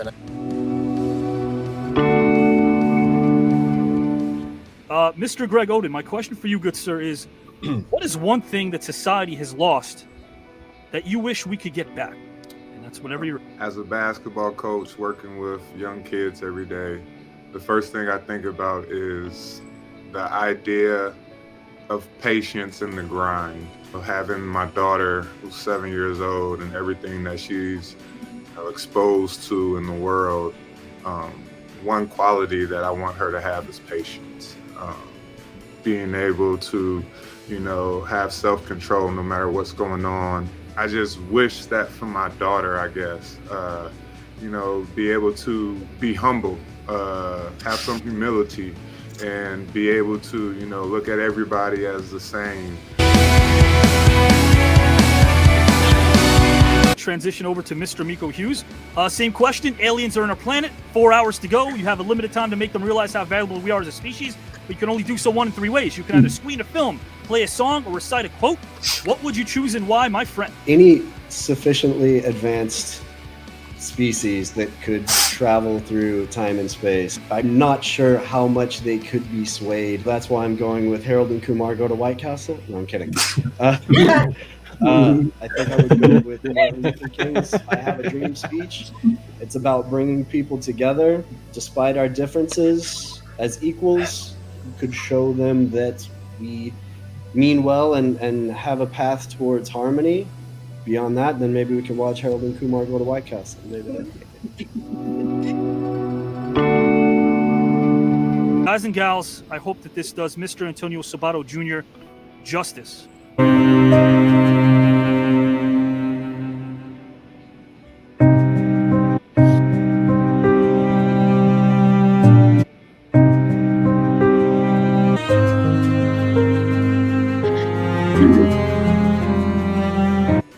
Thank you, buddy. Thank you, buddy. You deserve it, bro. This is, guys, as much of a tribute as I possibly can muster here for Mr. Greg Oden, who, again, does so much for the youth and many more.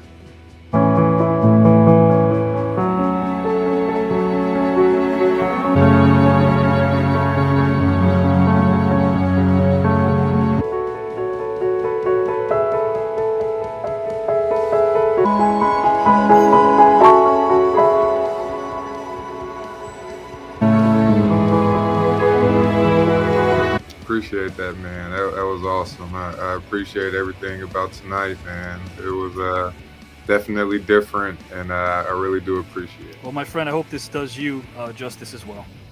Thank you.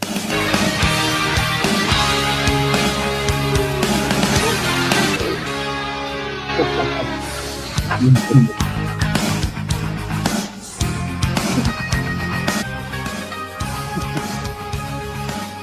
that was beautiful. You found some really cool stuff. Thanks, man.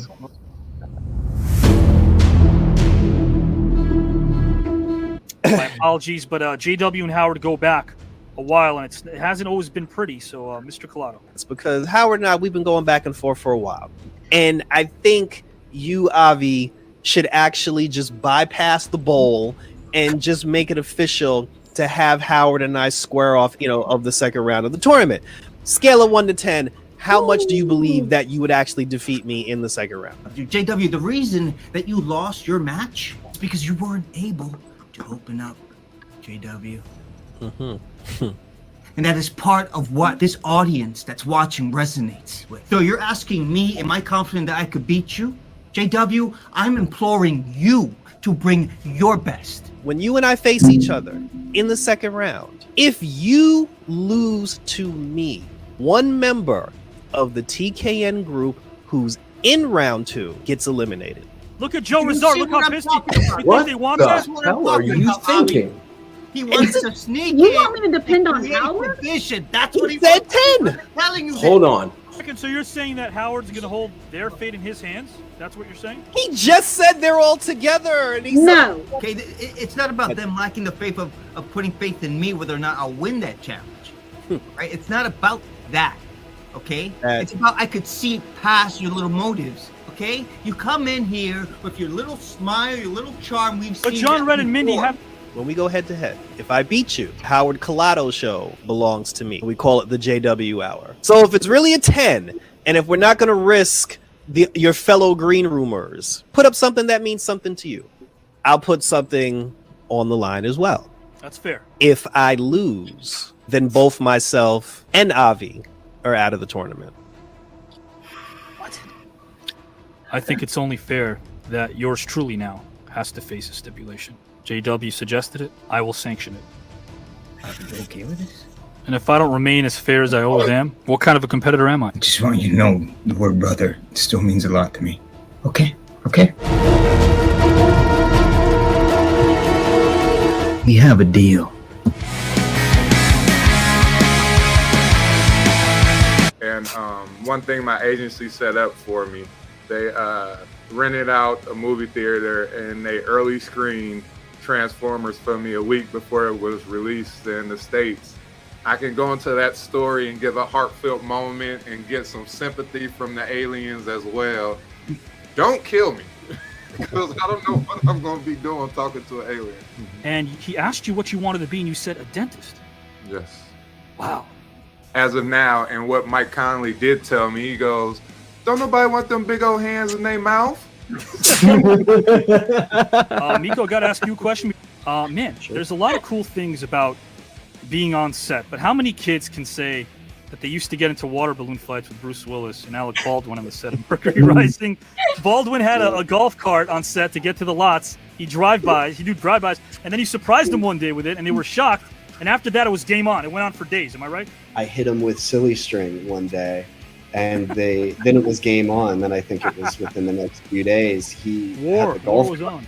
Or he had a driver, so he would do like drive-bys and just double cans. What I love about my Houston Astros is I can take this sport. It's a sport, Avi. I can go to the ball. Don't even fall asleep on me. But what I can do is it can take my mind off of, stop it. It can take my mind off of the distractions of everyday. You don't bore me. Your sport does. You called it a sport, though, Avi. I changed your mind. More You said sport. it's To a you, sport. it's You called it a sport. It's MLB Major League Base.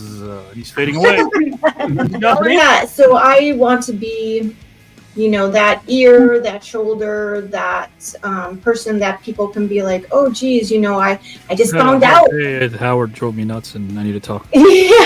Yeah. That's like a separate segment. Segments, plural. Segments. Yes. Show. We can do a whole different show for it.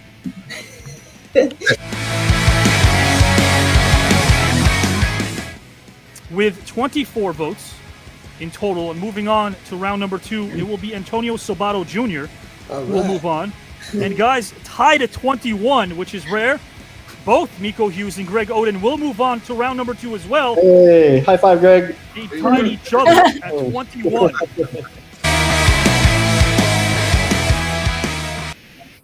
So many awesome moments last week. So many great moments. Cool. It really was. It's I can't good to believe look how back. it felt for that. They set it up. They reeled him in. They got him in a trap now, and he doesn't know which way is up. Avi called baseball a sport. That's amazing to you, Mindy. Hey, I got Avi to call it a sport. It was a win. It was a grand slam. Grand slam. That's a win-win, I would It say. was a win-win. I felt like it was a really good week. We had a tie. I got Avi to call baseball a sport, and then Howard pretty much walked right into the trap of JW. Yeah, keep on talking about this trap, guys. You understand that it was either you guys or Avi, essentially. I mean, that's one way to look at this, right? You guys were going to be sacrificed as well. One of you guys. You understand that, right? And the choice I had to make was either choose one of you guys or choose Avi. Okay, and that choice was not easy to make at all. All right. Yes, this is a competition. Yes, this is, as I said, every man and woman for himself. All right. But my back was up against the wall. I had no idea what is the right choice. Well, you know how Well, you didn't really have to make that choice because Avi overruled that first stipulation. Exactly. There's an old song that talks about you got to know when to hold them. You got to know when to fold them. Sometimes you just walk away. Just walk away, man. Sometimes it's not that easy, John. It's just not. It's true. So if you lose, Howard, you're done. Yeah. JW's already coming up with names for his show. Not Completely done. That's true. Oh my God, my show is done. Everything's done. Everything I worked for up to this point, done. Oh, well, Julie's glad to see you go. Yeah, I mean, it's a competition, right? I want to see all you guys gone, actually. I want to start keep rising. I mean, why not, right? I can't really disagree with that. I mean, I can't. Right? I mean, you know, competition, guys, they ain't your friend. Exactly. And traps, tricks, truth, and thought. We have it all here. But sometimes we need to remind ourselves of who is walking alongside us and who wants to stand atop this mountain. And only one. One and only one. Only one.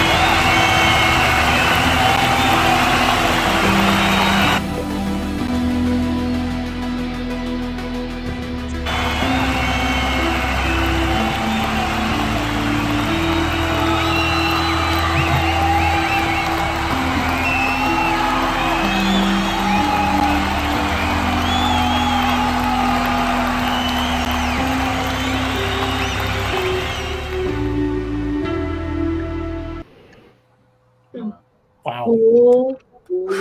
All I have to say is I'm glad I'm in round 3. Wow.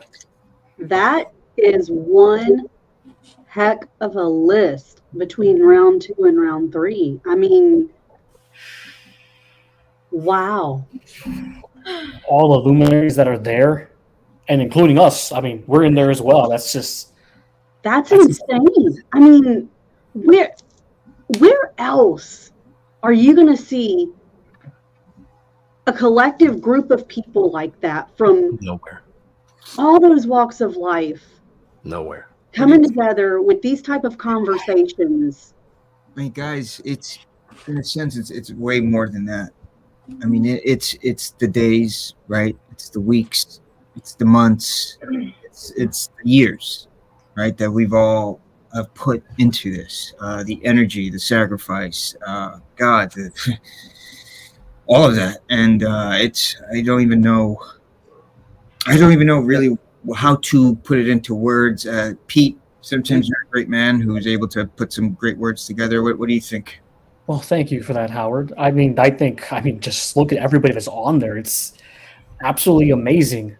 I mean, it kind of makes me want Hauser Autolac to vote me into round 3, so that way I have a good chance of actually going into round 3. But it's like, well, man, oh man, if I have to face any one of those luminaries in round number 2, I'm actually very, very excited for it. Julie, what do you have to say about that? You know, I really am taking it in. It's really beautiful to see everything that has been accomplished so far. Every single one of those people that we've seen that came across the screen, there were moments, there were topics, there were heartfelt conversations. There's courage and vulnerability and humility and camaraderie. There's so much that it represented to me, seeing all those faces and seeing who has advanced. And it reminds me of all the beautiful and the challenging times and all the work that's been put into it. And we've only just begun. But it's been over a year for this round 1, and we just saw it in a few minutes, but it encompasses so much. It's so much, right? Sometimes you see a house and you're like, oh, that's a nice house, but you got to think about everything that went into it, the bricks that were laid, the cement that was poured, the people that came together to build it and make it this beautiful place and to give it that curb appeal. And that's what we're doing here. And, the beauty of just those moments, it really resonates with me. It's going to be a whole wild ride in round 2. Believe me, it's going to be sensational. Really, it is. No, true. And as Julio Negron says, this is the accumulation of hard work paying off. Next round will showcase who can dig deep in themselves. It's not going to be facts and figures anymore. It's going to be dig. I think we saw that late in when you heavy hitters. Yeah, when they went deep and they got personal, it really resonated with the voters, and it made matches. It made people. It put people in round 2. Some people came from way behind, and did that. It was I agree. Joe, you were in a match where that happened with Jason London. Yes, I mean, Jeff Rudier Jr. was right. I mean, it's going to be some stiff competition in the future, and as Chad said, it's a great list of talent. Like there's no denying both of those comments. Absolutely. You thought round 1 was tough. We might have gotten a little taste of just how much more. And JW has 60 points. JW has 60 points. And use them. Oh, wow. Yeah, I'm aware. Oh, so Howard has 30, but JW has 60. Look, it's what I said. It's actually what we saw tonight, guys. It's what we saw Joe do. Okay, What Joe did tonight is he went deep. He did exactly what Julio Negron was talking about, and that's what round 2 is gonna be about, right? Digging deep down inside, right? Sharing those things that we're all scared to share. Obviously, if it's pertained to the topic, right? And these celebrities, look, I respect them. Their accolades are amazing, but guys, let's be honest about this. We've set this foundation. Yeah. And even more on top of that, it's the man who provides those topics every Saturday night. Different topics, nuanced topics, complex topics, topics of levity. That's Avi Klein. That's what he's also done every Saturday night. So guys, yeah, we respect them, okay? But also, let's have some pride in what we've been able to do, okay? What we've been able to accomplish. And Jay, I mean, so round 2 is going to be a completely different beast. We already know that. It's going to be every person for themselves. It's going to be a complete competition it's going to be a fight. And we all know it's going to come down to the last person standing. And definitely will be. But we have to get through round 2 and round 3. And as we remember, rounds 4, 5, and 6 will be in person, live. They will be in the same room.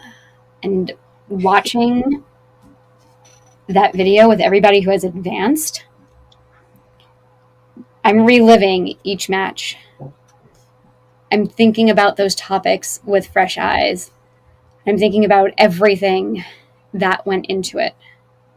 The booking, sometimes the changing of the booking. Someone got sick. Someone might have had some difficulties, family emergencies, making sure we delivered on our promises each and every week. The promotion that we put into it each week. To be able to come here and listen to the thoughts of everyone who don't usually get to speak about these topics, who usually have to go shill for the next project and shill for the next project. And now we get to see what's important to them, why it's important to them, how much they enjoy this format, because it's so unusual and could only come from certain minds. And we have that mind with us, leading us. And we can't do this without each other and without Avi and without the engine. It really does leave me speechless sometimes. Look, I mean, here's the thing. You see all these people, all these luminaries that came together. Avi put those luminaries exactly where they needed to be, created the topics that needed to foster conversation. And that's kind of what the whole thing is about. He put it together. He is like the architect. And as we leave you, this is something to really think about. It doesn't all come, it's not just magic where it all comes together. It has to be put together. And he is a hell of an architect when it comes to that. Absolutely.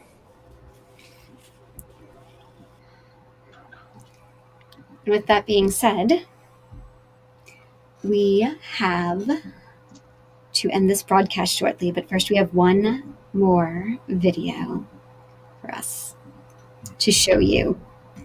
And this, I believe, is still one of your top 10s. Is that correct?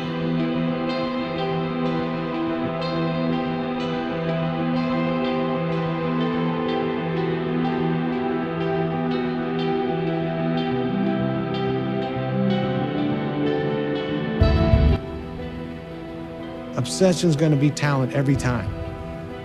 You got all the talent in the world, but are you obsessed? Is it all you ever think about?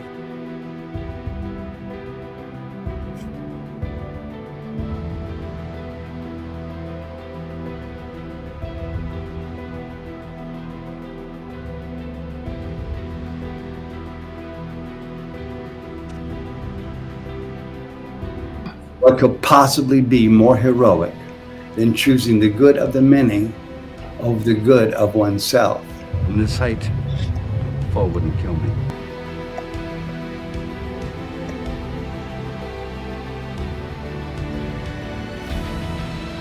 Today who are inundated with social media, with false narratives, with smartphone technology.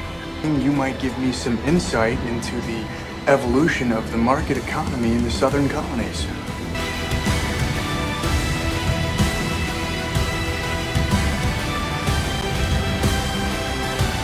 High-stakes situation, how do you navigate that? How do you survive a situation in which you're dealing with life and death?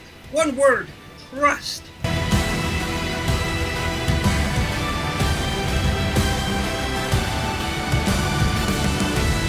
The John Hughes films during that era were just the films that really spoke to me and to my generation. And one I do not take lightly, Mr. Marshall. I mean, you know, I have little kids, big kids, you know, all kinds, but, you know, it's good to be a role model. I enjoy being a role model.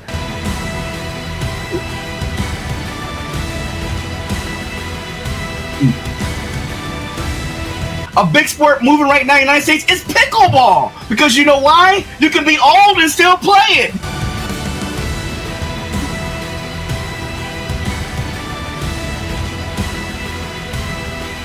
Everybody thought they would, 5 in a row. Didn't do it. They could not get to the World Series that year.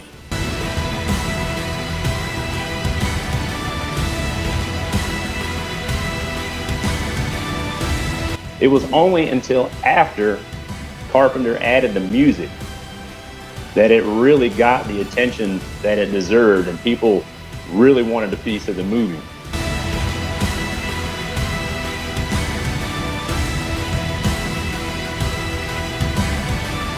Today, we should be able to sit down with one another and help one another to become as good as we can be.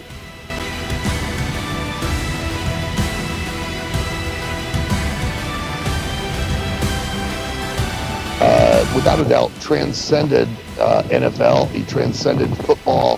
He literally was a pop culture icon. You have to do what I had to do. Earn it!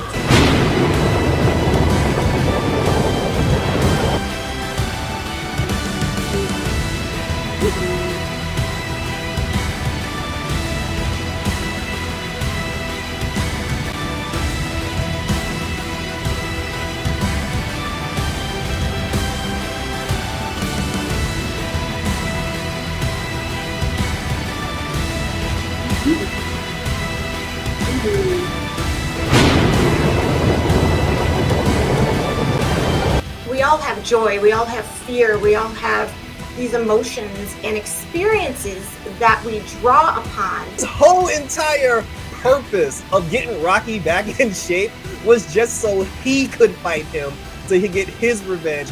I'm a huge music fan, and I believe I've read every book on Bruce Springsteen there is. And he would do the interviewing, and it was, in my opinion, the beginning of smack talk. But the key was you didn't necessarily hear the smack talk if you were live like we were. And most podcasts relate to parenting, news, comedy, sports, and the arts. So you have a big supply of what you can do. Tony Johnson at the buzzer.